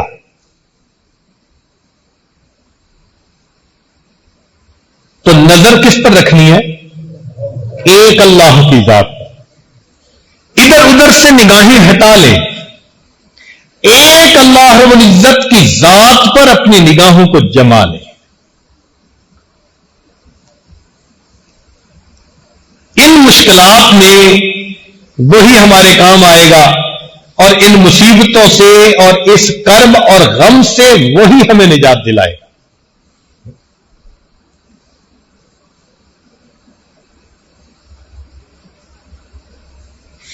اللہ رب العزت قرآن مجید میں ایمان والوں کے ساتھ کچھ وعدے فرماتے ہیں. امید ہے کہ آپ گوش ہوش کے ساتھ سنیں گے, توجہ کے ساتھ اس بات کو سنیں گے کہ یہ اللہ رب العزت کے وعدے ہیں ایمان والوں کے ساتھ. سب سے پہلا بات اللہ تعالیٰ فرماتے ہیں واللہ اعلم باعدائکم, اللہ جانتا ہے تمہارے دشمنوں کو. ہم نہیں جانتے ہمارا دشمن کون ہے. ہماری نظر میں تو دوست ہو سکتا ہے, مگر دوستی کے رنگ میں کوئی دشمنی کر رہا ہو تو دلوں کی نیت کو ہم کیسے جانیں. اور آج کل تو حال بھی یہی ہے کہ کفر دوست بن کے دشمنی کرتا ہے, زیادہ قریب ہو کے زیادہ گہرا زخم لگانے کی کوشش کرتا ہے. اوپر اوپر سے خیر خواہی کر رہا ہوتا ہے, اندر سے جڑیں کاٹ رہا ہوتا ہے. چنانچہ اللہ تعالیٰ فرماتے ہیں کہ تمہیں ایمان والوں پتہ نہیں ہے کہ تمہارا کون ہے, تمہارا دشمن کون ہے. واللہ اعلم باعدائکم, اللہ جانتا ہے تمہارے دشمنوں کو. ایک بات تو یہ بتا دی. اگلی بات یہ بتائی وَلَن يَجْعَلَ اللَّهُ لِلْكَافِرِينَ عَلَى الْمُؤْمِنِينَ سَبِيلًا, اللہ تعالی ہرگز کافروں کو ایمان والوں تک پہنچنے کا راستہ نہیں دے گا. اس کی مثال ایسے کہ جیسے کسی کے بچے کو کوئی ہاتھ لگانا چاہے, مارنا چاہے, تو باپ کہتا ہے میاں میری لاش سے گزر کے جاؤ گے, یعنی پہلے مجھ سے نمٹو پھر میرے بچے کو ہاتھ لگاؤ. اس آیت کا ترجمہ ہو بہو یہی بنتا ہے کہ اللہ تعالیٰ فرماتے ہیں کہ ایمان والو جو تم تک آنا چاہے گا پہلے مجھ سے نمٹے گا پھر تم تک آئے گا نا, تو میں تم تک آنے ہی نہیں دوں گا. وَلَن يَجْعَلَ اللَّهُ لِلْكَافِرِينَ عَلَى الْمُؤْمِنِينَ سَبِيلًا. دیکھیں نا, ایک مرغی بچوں کو دے کے پھر رہی ہوتی ہے, بلی آ جاتی ہے. مرغی جانتی ہے کہ میں کمزور ہوں, مگر مانتا ہے نا, محبت ہے, پر پھیلا کے کھڑی ہو جاتی ہے. پر پھیلانے کا کیا مطلب؟ وہ بلی کو مارے گی؟ نہیں. مطلب یہ ہوتا ہے کہ اگر تم نے کچھ کرنا ہی ہے تو پہلے مجھے مارو پھر میرے بچوں کو ہاتھ لگا. ماں کی ممتا کا یہ حال ہے, اللہ کی اپنے ایمان والوں کے ساتھ محبت کا کیا حال ہوگا. اس لیے فرمایا کہ اگر کافر تم تک آنا چاہیں گے تو میں آنے ہی نہیں دوں گا, میں راستے میں رکاوٹ بن جاؤں گا, ان کا راستہ روک دوں گا, تم تک ان کے ہاتھ پہنچ ہی نہیں سکیں گے. یہ دوسرا وعدہ فرما دیا. پھر وضاحت سے بات کہہ دی اِنَّا لَنَنْصُرُ رُسُلَنَا, ہمارے ذمہ ہے مدد اپنے رسولوں کی, وَالَّذِينَ آمَنُوا, اور ایمان والوں کی, فِي الْحَيَاةِ الدُّنْيَا, اس دنیا کی زندگی میں, وَيَوْمَ يَقُومُ الْأَشْهَادُ, اور اس دن جب قیامت ہوگی گواہیاں دی جائیں گی. یہ جو اِنَّا کا لفظ ہے نا, یہ بڑا معنی خیز ہے. ترجمہ تو یہی ہے کہ ہمارے ذمہ ہے مدد اپنے رسولوں کی. سمجھنے کی خاطر ہم اگر اس کا ترجمہ اپنی زبان میں کریں نا تو وہ یوں بنتا ہے، ہم پر فرض ہے مدد اپنے رسولوں کی اور ایمان والوں کی. اللہ تعالیٰ پہ کوئی چیز فرض نہیں ہے، مگر ترجمہ جو الفاظ ہیں ان کا انداز یہی مفہوم دے رہا ہے کہ ہم پر لازم ہے مدد اپنے رسولوں کی اور ایمان والوں کی. اب اتنی تسلی سے اگر اللہ تعالیٰ فرما رہے ہو تو یہ کوئی دنیا کا تو وڈیرا نہیں ہے نا جو آج وعدہ کرے گا کل الٹا کر دے گا پھر کہے گا جی میری بات کوئی قرآن کا لفظ چھوڑا. یہ تو خدا کی بات ہے، یہ مالک الملک کی بات ہے. فرما رہے ہیں انا لننصر رسلنا، ہمارے ذمہ ہے مدد اپنے رسولوں کی، والذین آمنوا اور ایمان والوں کی، فی الحیات الدنیا ویوم یقوم الاشہاد، دنیا کی زندگی میں اور اس دن جب گواہیاں قائم ہوں گی قیامت کے دن بھی. چنانچہ اللہ رب العزت ایمان والوں کی مدد فرماتے. جنگ یرموک میں ایک موقع ایسا آیا کہ ایمان والے بہت تھوڑے تھے تعداد میں اور نصارہ بہت زیادہ تھے. مورخین نے لکھا ہے کہ جیسے سفید گھوڑے کے جسم پہ چھوٹا سا کالا داغ ہوتا ہے، سفیدی کی طرح دشمن تھے اور چھوٹے کالے داغ کی طرح مسلمانوں کی تعداد تھی. یہ تھے کوئی چند ہزار، 5-7 ہزار، اور وہ تھے کئی لاکھ کی تعداد میں، اور مقابلہ تھا. اس موقع پر جو وہاں امیر لشکر تھے انہوں نے حضرت عمر رضی اللہ عنہ کو خط لکھا کہ ہم بہت تھوڑے ہیں، کچھ کمک بھیج دیجیے. تو عمر رضی اللہ تعالیٰ عنہ نے اس کے جواب میں ایک خط لکھا اور نبی علیہ السلام کی صحبت کا حق ادا کر دیا. خط میں کیا لکھا؟ فرمایا قد جاءنی کتابکم، تمہارا مکتوب مجھے ملا ہے، تستمدوننی، جس میں تم نے مجھ سے مدد طلب کی ہے، وَإِنِّي أَدُلُّكُمْ عَلَى مَنْ هُوَ أَعَزُّ نَصْرًا وَأَحْسَنُ جُنْدًا، اور میں تمہیں اس ذات کے بارے میں بتاتا ہوں، اس کا پتہ دیتا ہوں کہ جو سب سے زیادہ غالب آنے والی ذات ہے اور سب سے بہترین لشکر رکھنے والی ذات ہے. اللہ عز وجل، وہ اللہ رب العزت کی ذات ہے. فاستنصروہ، تم اللہ سے مدد مانگو. فإن محمدًا صلی اللہ علیہ وسلم قد نصر فی یوم بدر فی اقل من عدتکم، اور نبی علیہ الصلوۃ والسلام میدان بدر میں تھوڑے تھے مگر اللہ نے ان کی مدد فرمائی، لہذا تم اسی اللہ پر نظر رکھو.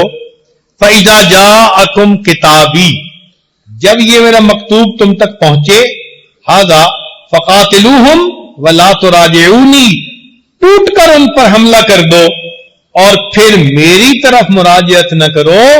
حضرت عمر رضی اللہ عنہ کا خط پہنچنا تھا، ایمان والوں نے اگلے دن قدم اٹھا گیا اور اللہ کی ایسی مدد آئی کہ اللہ نے جنگ یرموک میں کامیاب فرما دیا. اللہ کی مدد آپ غور کیجئے کیسے. عمر رضی اللہ عنہ جانتے تھے کہ قلت اور کثرت کا مسئلہ نہیں ہے، معاملہ ہے اللہ کی مدد کا. جس پلڑے میں اللہ کی مدد کا وزن اتر آتا ہے وہ پلڑا ساری کائنات سے بھاری ہو جاتا ہے. انہوں نے سبق دکھا دی. آج ہمیں بھی یہی سبق سیکھنے کی ضرورت ہے کہ ہم ایسے نیک بنے کہ اللہ رب العزت کی مدد ہمارے ساتھ آ جائے. مدد آ گئی پھر خیر ہے، سینکڑوں سال کے مشاہدے غلط ثابت ہو جائیں گے. بڑی بڑی سپر پاور کو اللہ تعالیٰ آنکھوں کے سامنے صفر پاور بنا دیں گے. یہ ایمان بڑی مضبوط چیز ہے.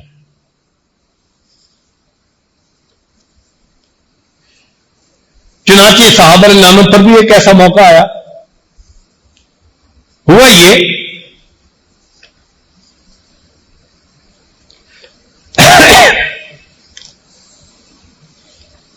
کہ قریش مکہ نے یہ سوچا کہ یہ چھوٹی سی جماعت ہے، ہم سب مل کے جاتے ہیں اور جا کے ان کا قصہ تمام کر دیتے ہیں۔ چنانچہ سارے قبائل کو لے کر آ گئے۔ اس کو جنگ احزاب کہتے ہیں، یعنی پوری دنیا کو لے کے آ گئے، یہ سمجھ لے۔ جب لوگوں نے یہ سنا نا کہ مسلمانوں کے خلاف اتنا بڑا لشکر آ گیا، سنیے ذرا، قرآن مجید میں اللہ تعالیٰ فرماتے ہیں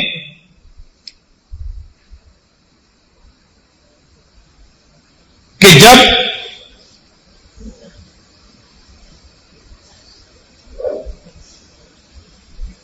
ہاں جی تو بات چل رہی تھی کہ اللہ تعالیٰ فرماتے ہیں کہ ہم ایمان والوں کی مدد فرماتے ہیں۔ تو اللہ رب العزت کی مدد جنگ بدر میں بھی ہوئی۔ وہ کیسے؟ فرماتے ہیں لقد نصرکم اللہ ببدر وانتم اذلہ، تحقیق اللہ نے بدر میں تمہاری مدد کی اور تم تو کمزور تھے۔ 2 تلواریں اور 70 گھوڑے، اور بعض کے ہاتھوں میں تو درخت کی ٹہنیاں تھی، اور یہ 1000 کے مقابلے میں 313 خالی ہاتھ آ کر کھڑے ہو گئے۔ صحابہ کی جب نظر پڑی نا تو ان کو لگتا تھا کہ ہمیں تو موت کے منہ میں دھکیلا جا رہا ہے۔ اللہ تعالیٰ قرآن مجید میں گواہی دیتے ہیں کما اخرجک ربک من بیتک بالحق وان فریقا من المؤمنین لکارہون یجادلونک فی الحق بعدما تبین کانما یساقون الی الموت وہم ینظرون۔ صحابہ کو یوں لگ رہا تھا کہ ہمیں موت کے منہ میں دھکیلا جا رہا ہے اور آنکھوں سے ہم دیکھ رہے ہیں، موت نظر آ رہی تھی۔ اب سوچیے اس وقت کیا حال ہوتا ہے۔ لیکن اس وقت اللہ کے پیارے حبیب صلی اللہ علیہ وسلم نے اللہ رب العزت سے مدد مانگی۔ آپ نے قلت اور کثرت کو نہیں دیکھا، آپ نے اسباب پر نظر نہیں دوڑائی کہ وہ لوہے میں ڈوبے ہوئے ہیں، زریں پہنی ہوئی ہیں، خود پہنے ہوئے ہیں، تلواریں ہاتھ میں ہیں، نیزے ہیں، گرز ہیں۔ اللہ کے نبی نے اللہ کی مدد پر نظر رکھی۔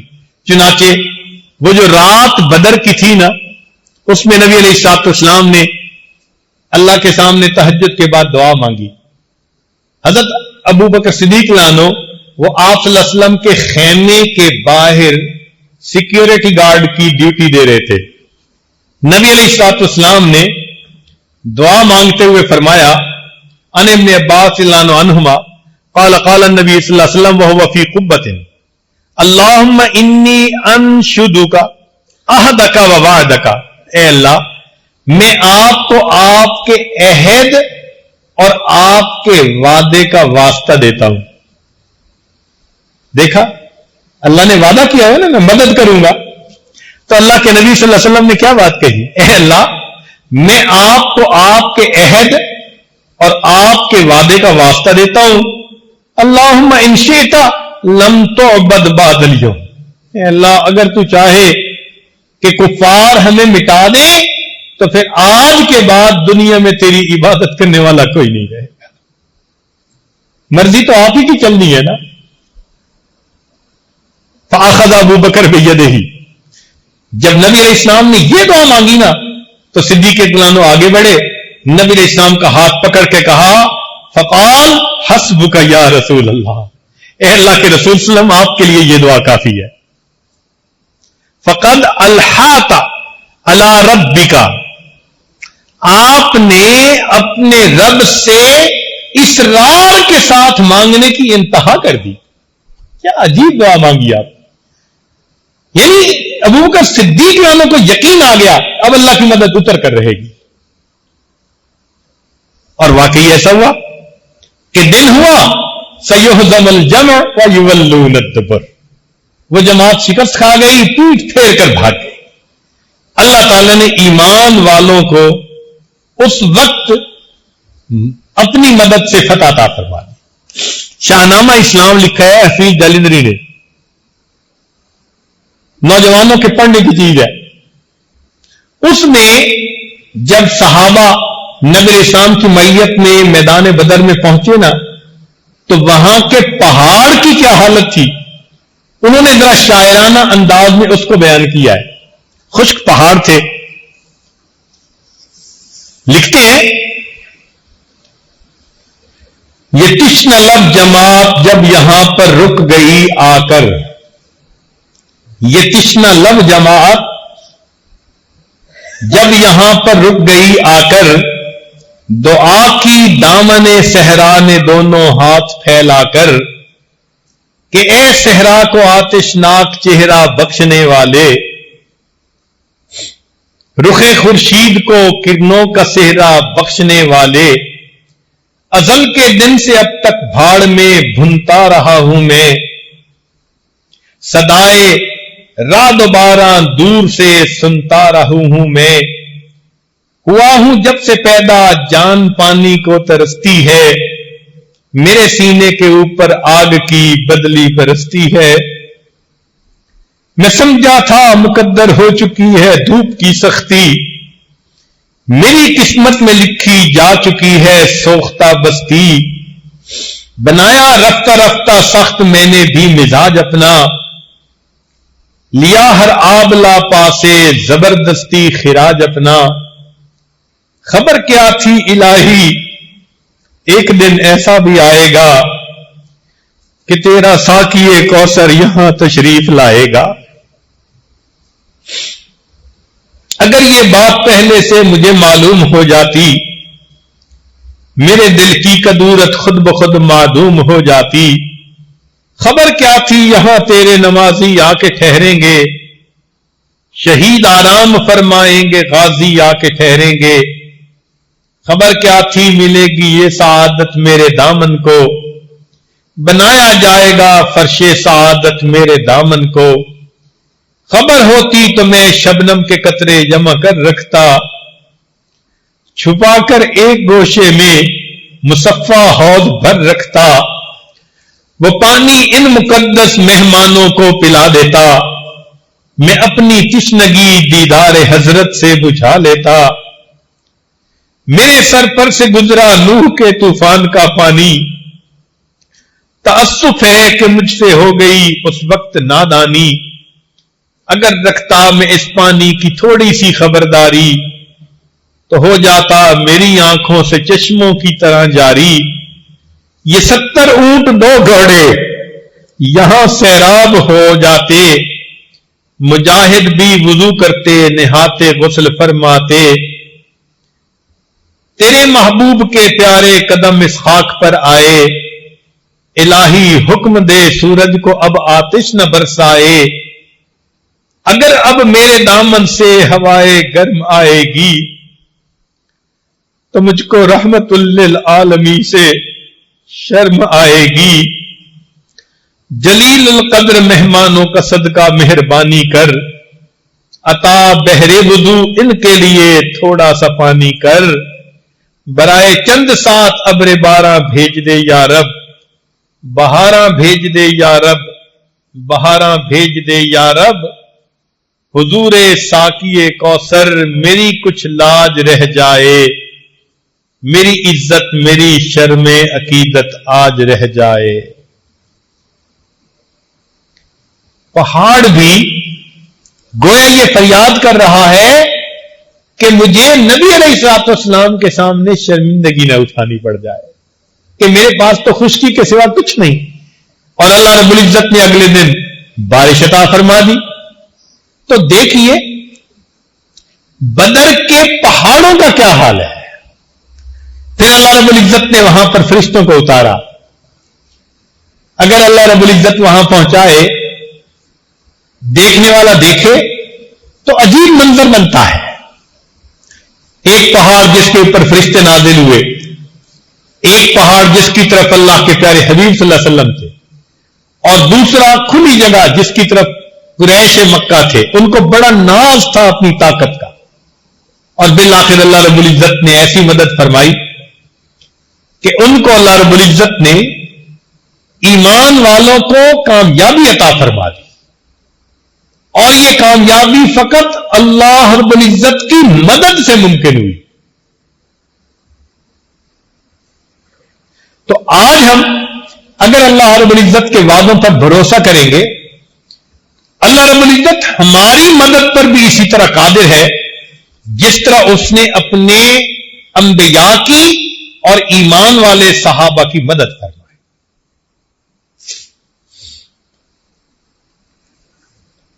تو غزوہ احزاب میں پھر کافر آ گئے کہ سارے قبیلوں کو لے کر چلتے ہیں اور ایک ہی وقت میں ایمان والوں کو ختم کراتے ہیں.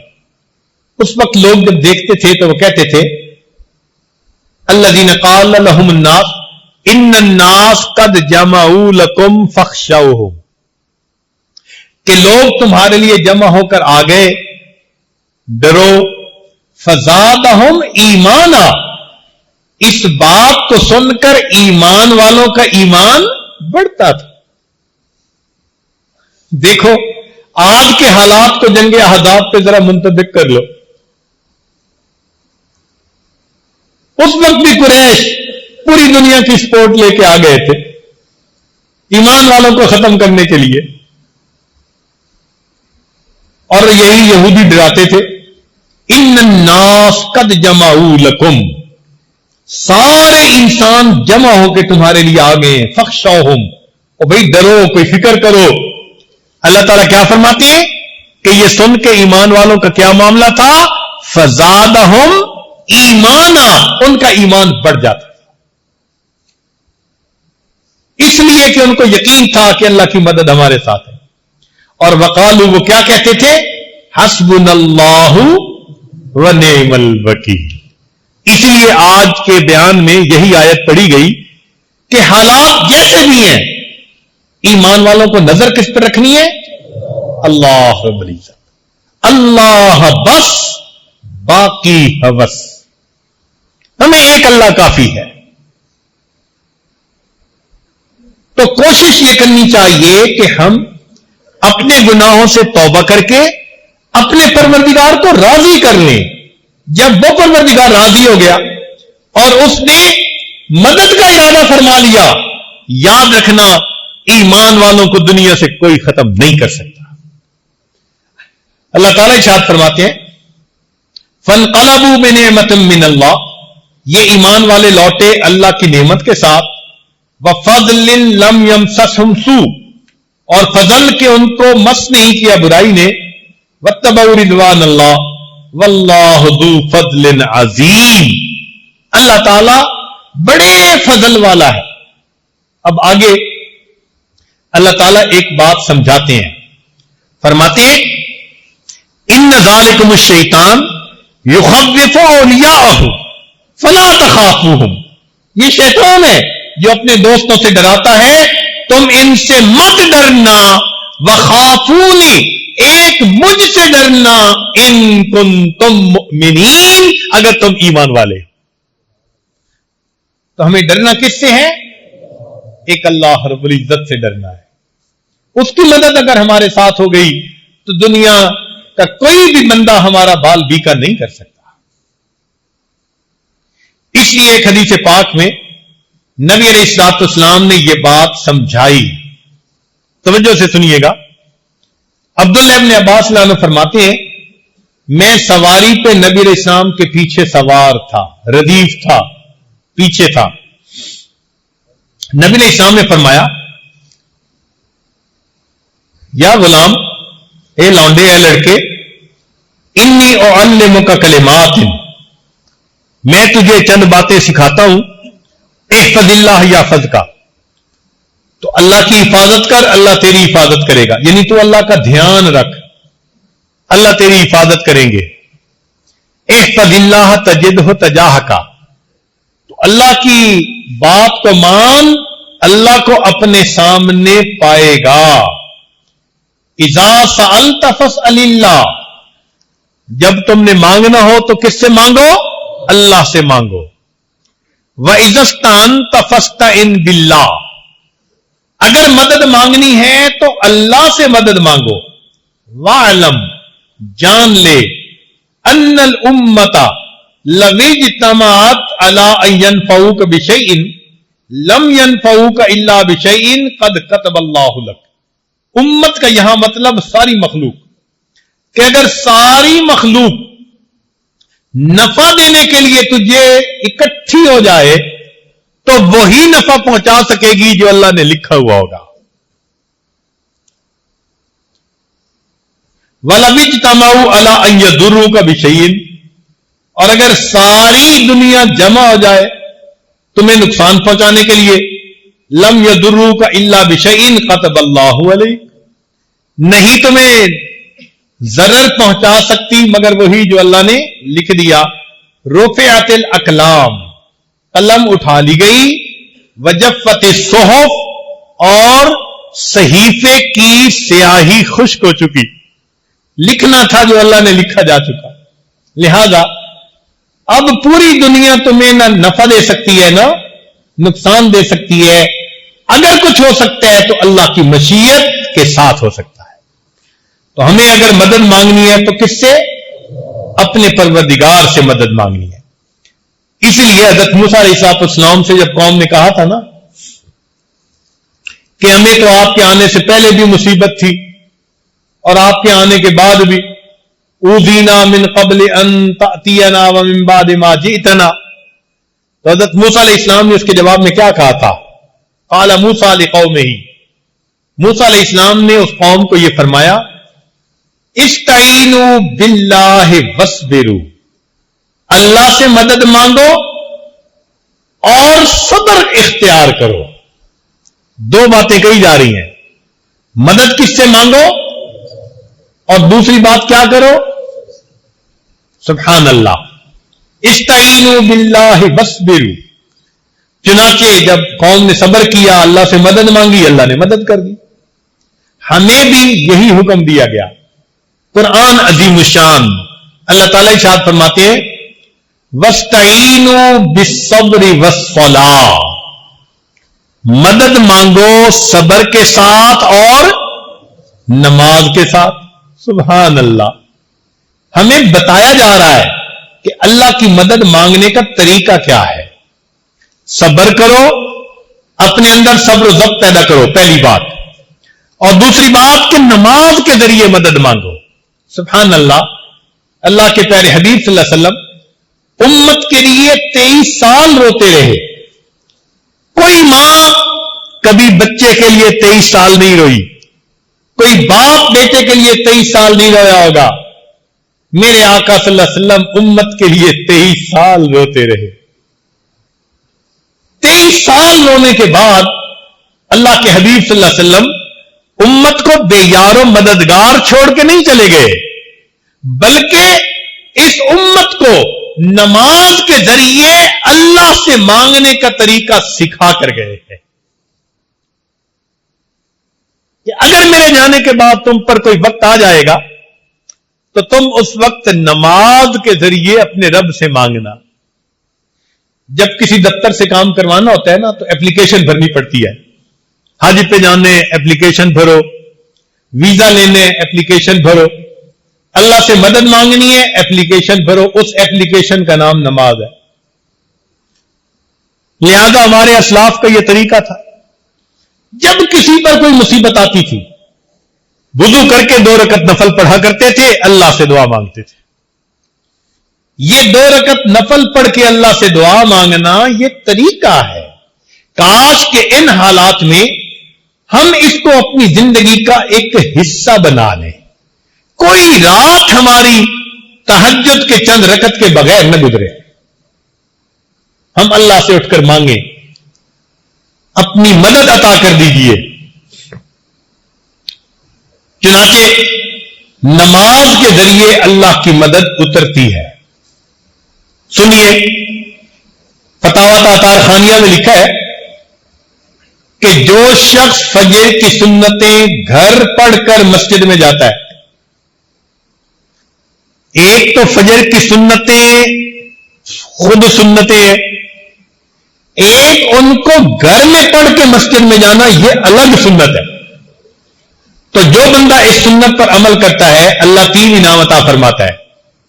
ایک اس کے گھر میں جھگڑے ختم ہو جاتے ہیں. اس کے گھر میں جھگڑے. آج دیکھو تو میرے خیال ہے 90% سے زیادہ لوگ کہیں گے گھر کی مصیبتیں،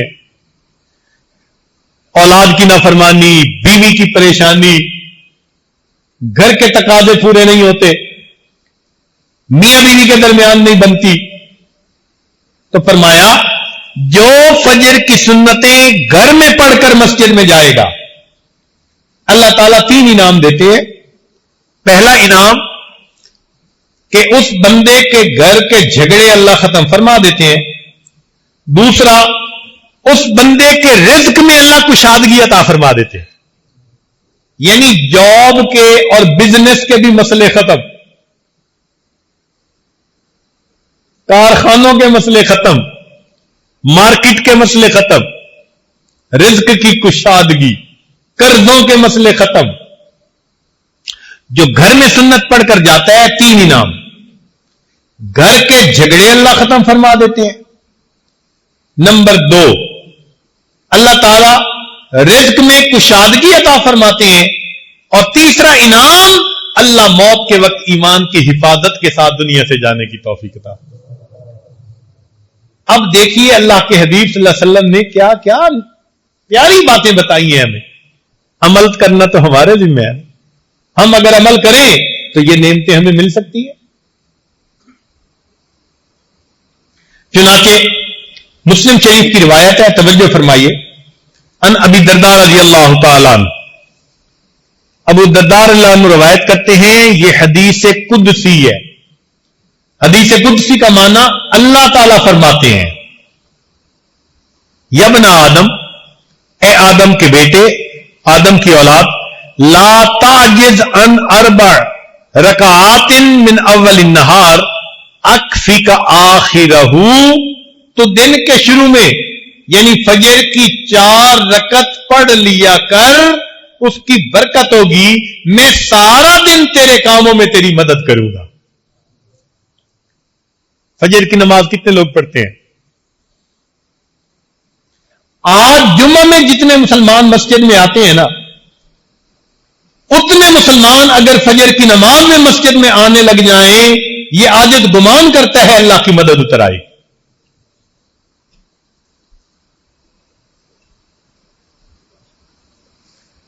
تو فرمایا دن کے شروع میں 4 رکعت پڑھ لیا کر، میں سارا دن تیرے کاموں میں تیری مدد کروں.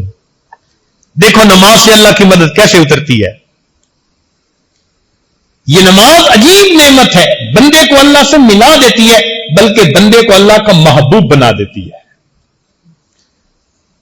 سنیے ابن سنی نے ام میمونہ رضی اللہ تعالی عنہا سے یہ حدیث روایت کی ہے. فرماتے ہیں اللہ تعالیٰ ارشاد فرماتے ہیں ما تقرب الی العبد بمثل اداء فرائضی، کہ میرا بندہ میرا اتنا تقرب نہیں پا سکتا جتنا کہ فرض ادا کرنے سے تقرب پا سکتا ہے. اس کو کہتے ہیں قرب بالفرائض، یعنی فرائض پر عمل کرنے کی وجہ سے انسان اللہ کے قریب ہو جاتا ہے، اس کے پیارے بندوں میں شامل ہو جاتا ہے. تو جو بندہ فرائض ادا کرے وہ اتنا قریب، اور جو نفل پڑھے تو چیری اپون دی کیک کے اوپر تھوڑی سی کریم رکھتے ہیں نا، میٹھی مزے کی ہوتی ہے، تو وہ نفل اتنے اچھے اللہ کو پیارے لگتے ہیں. دستور کی بات ہے کہ جو بندہ ایکسٹرا ٹائم میں اپنے مالک کا کام کرے تو وہ پیارا لگتا ہے. گھر کا خادم آتے ہوئے شہد کی بوتل لے آئے، اور جی شہد خالص مل رہا تھا، راستے میں میں نے کہا میں آپ کے لیے لے آتا ہوں. اب ڈیوٹی ٹائم تو نہیں تھا نا، اپنے ٹائم میں اس نے 5 منٹ رک کے شہد خریدا. آپ پیسے بھی دیں گے، ساتھ محبت بھی بڑھے گی. اس نے میرا خیال رکھا، ایکسٹرا ٹائم میں کام کیا. تو ایکسٹرا ٹائم جو ہوتا ہے نا وہ خوشی کا باعث بنتا ہے. یہ نفل ایکسٹرا ٹائم ہے، فرائض نہیں ہے. اس لیے نفل پڑھنے والے سے اللہ بہت خوش ہوتے ہیں. چنانچہ فرماتے ہیں وَإِنَّهُ لَيَتَقَرَّبُ إِلَيَّ بِالنَّوَافِلِ حَتَّى أُحِبَّهُ، کہ میرا بندہ نوافل کے ذریعے اتنا میرے قریب ہو جاتا ہے کہ میں اس بندے سے محبت کرنے لگ جاتا ہوں. ہمارے دل میں بھی تمنا ہونی چاہیے ہم اللہ کے محبوب بن جائیں, اللہ کے پیارے بندے بن جائیں. اور یہ دیکھو کہ یہ محبوب کیسا بنتا ہے. فرمایا فَإِذَا أَحْبَبْتُهُ, جب میں اس سے محبت کرتا ہوں, اللہ فرماتے ہیں كُنْتُ رِجْلَهُ الَّتِي يَمْشِي بِهَا, میں اس کے پاؤں یعنی اس کی ٹانگیں بن جاتا ہوں جس سے وہ چلتا ہے. وَيَدَهُ الَّتِي يَبْطِشُ بِهَا, ہاتھ بن جاتا ہوں جس سے وہ پکڑتا ہے. وَلِسَانَهُ الَّذِي يَنطِقُ بِهِ, زبان بن جاتا ہوں جس سے وہ بولتا ہے. وَقَلْبَهُ الَّذِي يَعْقِلُ بِهِ, دل بن جاتا ہوں جس سے کہ وہ سوچتا ہے. اللہ اکبر کبیرہ. اسی طرح کی حدیث بخاری شریف میں بھی ہے, الفاظ کے کچھ فرق کے ساتھ. مفہوم یہی ہے, یعنی اللہ تعالیٰ فرماتے ہیں کہ میں اس بندے کی آنکھیں بن جاتا ہوں, زبان بن جاتا ہوں, ہاتھ بن جاتا ہوں, پاؤں بن جاتا ہوں. یا اللہ, آپ فرما رہے ہیں مالک الملک, احکم الحاکمین, رب العالمین, اپنے بندے کے بارے میں کہ میں اس کے یہ اعضاء بن جاتا ہوں. اللہ اکبر. اور یہ نہیں کہ یہ صرف بات ہی بات ہے, یہ سچ ہے. چنانچہ اللہ تعالیٰ نے اس کو سچ کر دکھایا. جب نبی علیہ السلام نے ریت پھینکی, اللہ تعالیٰ فرماتے ہیں وَمَا رَمَيْتَ إِذْ رَمَيْتَ وَلَٰكِنَّ اللَّهَ رَمَىٰ, آپ نے نہیں پھینکا جب آپ پھینک رہے تھے, وہ تو اللہ پھینک رہا تھا. یا اللہ, آپ اتنے بڑے ہیں, بندے کے ساتھ اتنا احسان فرماتے ہیں کہ اگر وہ آپ کے حکم کی پیروی کر لیتا ہے, استقامت کے ساتھ جمع رہتا ہے, اتنی شان سے نواز رہے ہیں. فرماتے ہیں جب آپ پھینک رہے تھے, آپ نہیں پھینک رہے تھے, اللہ پھینک رہا. اللہ اکبر کبیرہ. اسی پر تو کہنے والے شاعر نے کہا کہ گفتہ اللہ بود گرچہ اد حلقوں میں عبداللہ بود, کہ وہ بندے کے گلے سے بات نکل رہی تھی مگر حقیقت میں ان کا بولنا اللہ کا بولنا. یہی حدیث پاک تو میں سمجھا رہی ہے کہ مومن کو اللہ تعالیٰ پھر کیا مقام عطا فرما دیتے ہیں. آگے فرما رہے ہیں یہی حدیث مبارکہ, ان سالنی آتیتہ, اگر تو مجھ سے سوال کرے گا, وہ بندہ سوال کرتا ہے تو میں اس بندے کے سوال کو پورا کر دیتا ہوں.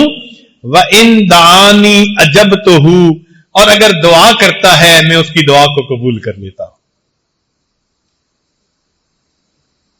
تو ایگریمنٹ تو سامنے ہے, اللہ تعالیٰ مدد کے لیے بھی تیار, دعا قبول کرنے کے لیے بھی تیار, جو مانگے دینے کے لیے بھی تیار. اب کام تو ہمارا معاملہ ہے نا جو پیچھے رہ گیا.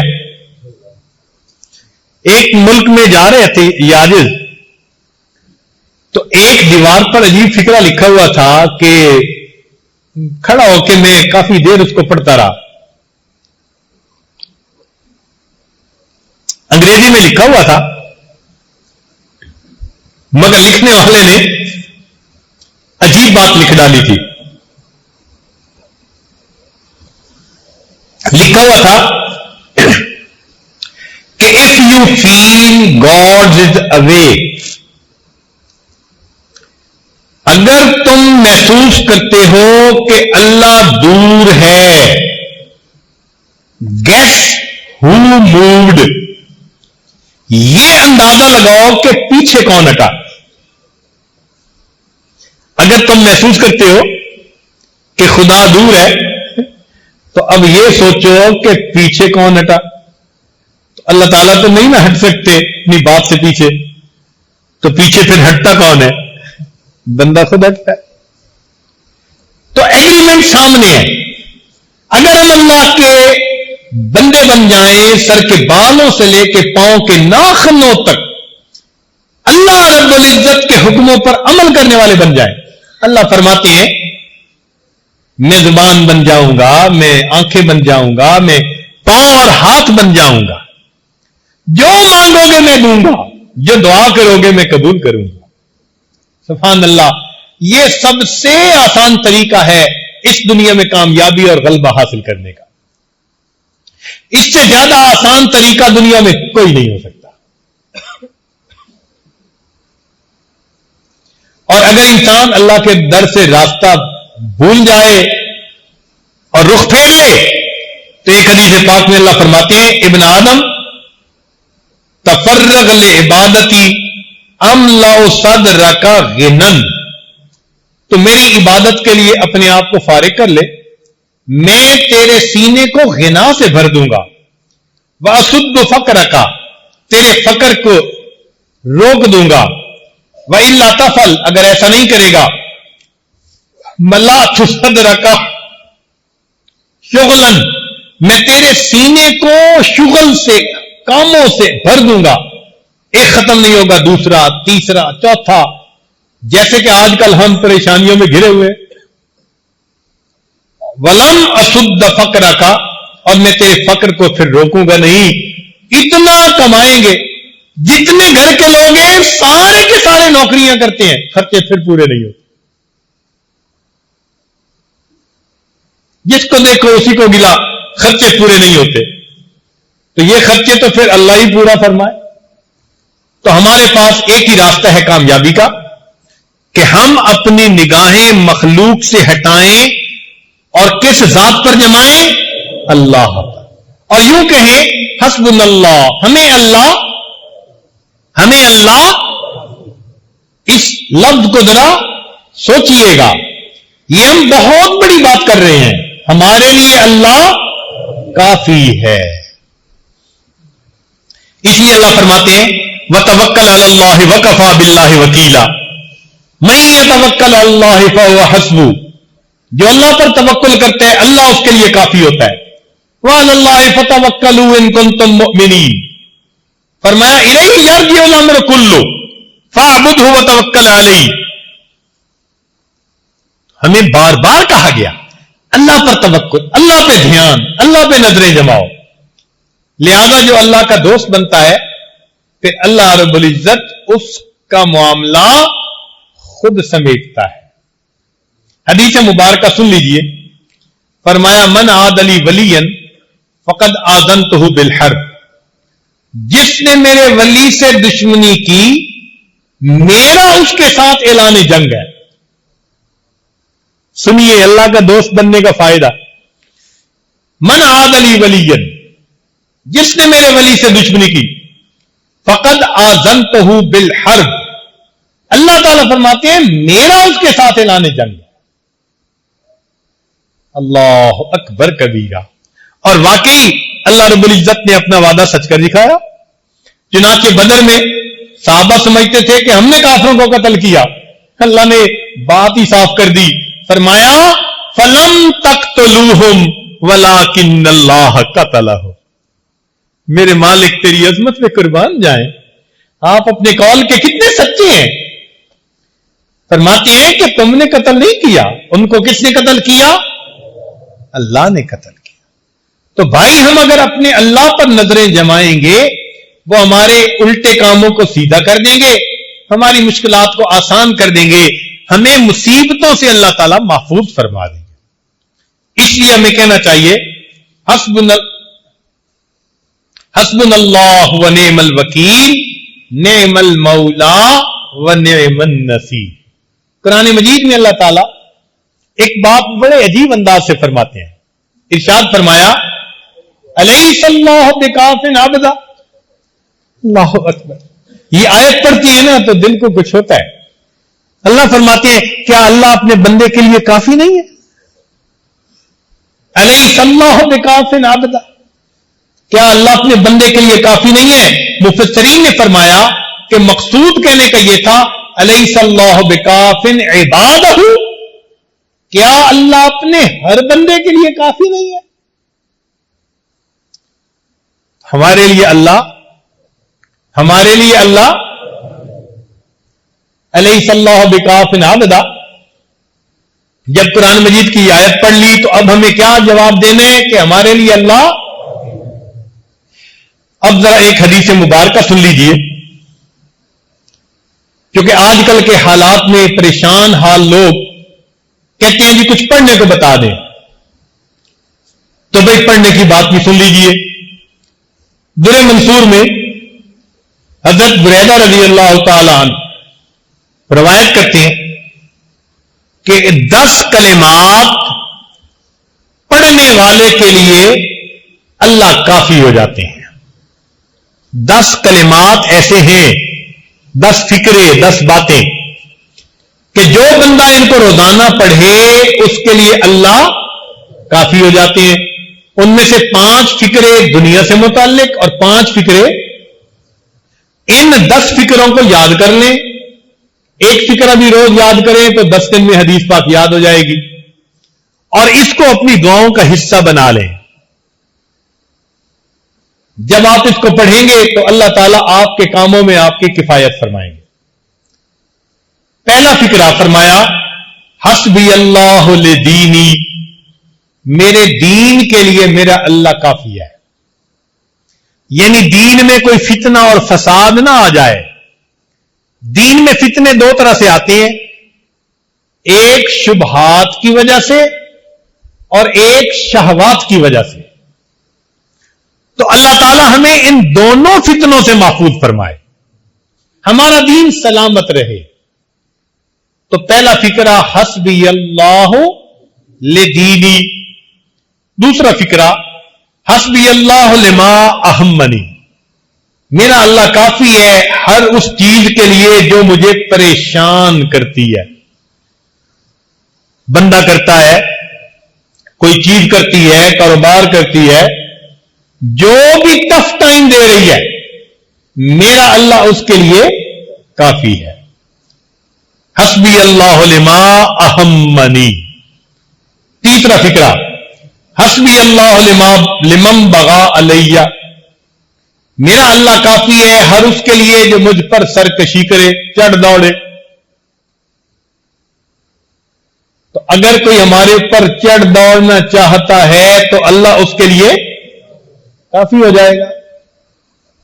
حسبی اللہ لمن حسدنی، میرا اللہ کافی ہے ہر اس کے لیے جو مجھ سے حسد کرتا ہے. دفتروں کی زندگیوں میں تو بہت حسد ہوتا ہے، لیگ پلنگ. تو اللہ نے ان سب حاسدوں سے بندے کو نجات عطا فرما دیں. اور 5واں حسبی اللہ لمن کادنی بسوء، میرا اللہ کافی ہے ہر اس کے لیے جو میرے خلاف برے منصوبے بناتا ہے. اب برے منصوبے بنانا والا کوئی بھی ہے، کوئی بندہ ہے، کوئی جماعت ہے، ایمان والوں کے خلاف کوئی ملک بنا رہا ہے، جو مرضی بنا رہا ہے، اللہ ان سب کے لیے. یہ 5 باتیں دنیا کے لیے ہو گئیں، 5 باتیں آخرت کے لیے. تو فرمایا حسبی اللہ عند الموت، کیونکہ موت کا لمحہ انسان کی زندگی کا سب سے زیادہ نازک لمحہ ہوتا ہے. حسبی اللہ عند المسألۃ القبر، میرا اللہ کافی ہے قبر کے سوال جواب کے وقت میں. حسبی اللہ عند المیزان، میرا اللہ کافی ہے میزان پر جب اعمال تو لے جائیں گے. 9ویں بات حسبی اللہ عند الصراط، میرا اللہ پل صراط پر گزرنے کے لیے کے وقت میرے لیے کافی ہے. حسبی اللہ عند الصراط. اور 10ویں بات حسبی اللہ لا الہ الا ہو علیہ توکلت و الیہ انیب. اگر یہ 10 فکرے ہم ہر نماز کے بعد پڑھ لیں، ہمارا پروردگار دنیا اور آخرت کے تمام مسائل کے لیے ہمیں کافی ہو جائے گا. اور ہم دل میں بھی یہی بھروسہ رکھیں کہ میرے لیے میرا اللہ.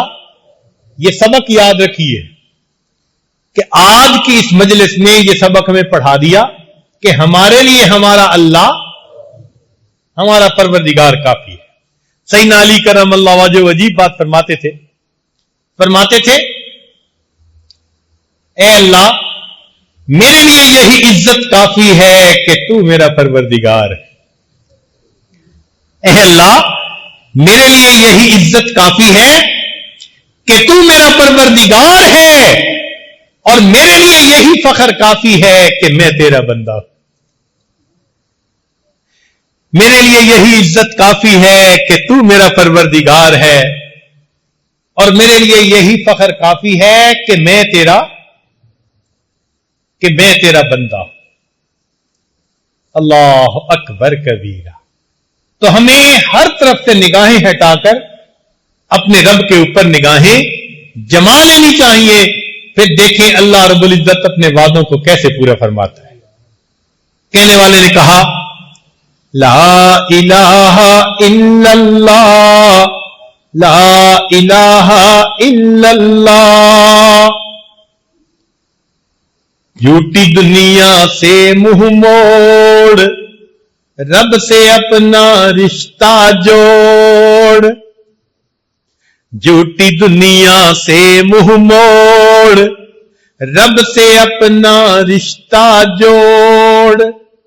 کون ہے تیرا اس کے سوا لا الہ الا اللہ لا الہ الا اللہ لا الہ الا اللہ. اس لیے ہمارے اسلاف چھوٹا بچہ نہ سمجھ ہوتا تھا یہ پیغام اس سے شروع کرتے تھے. تو پرانے وقت کی مائیں بچوں کو سلاتے ہوئے لوری دیتی تھی تو لوری دیتے ہوئے کیا کہتی تھی؟ حسبی ربی جل اللہ ما فی قلبی غیر اللہ. یہ حسبی ربی یہ بچپن کا پیغام، بچپن کا سبق ہے. حسبی ربی جل اللہ ما فی قلبی غیر اللہ نور محمد صلی اللہ لا الہ الا اللہ. اللہ رب العزت ہمارے لیے دنیا اور آخرت کے تمام کاموں کے لیے کافی ہو جائے اور ہمیں اپنے عبادت گزار مغفرت کیے ہوئے گنہگار بندوں میں شامل فرمائے. وآخر دعوانا ان الحمد للہ رب العالمین.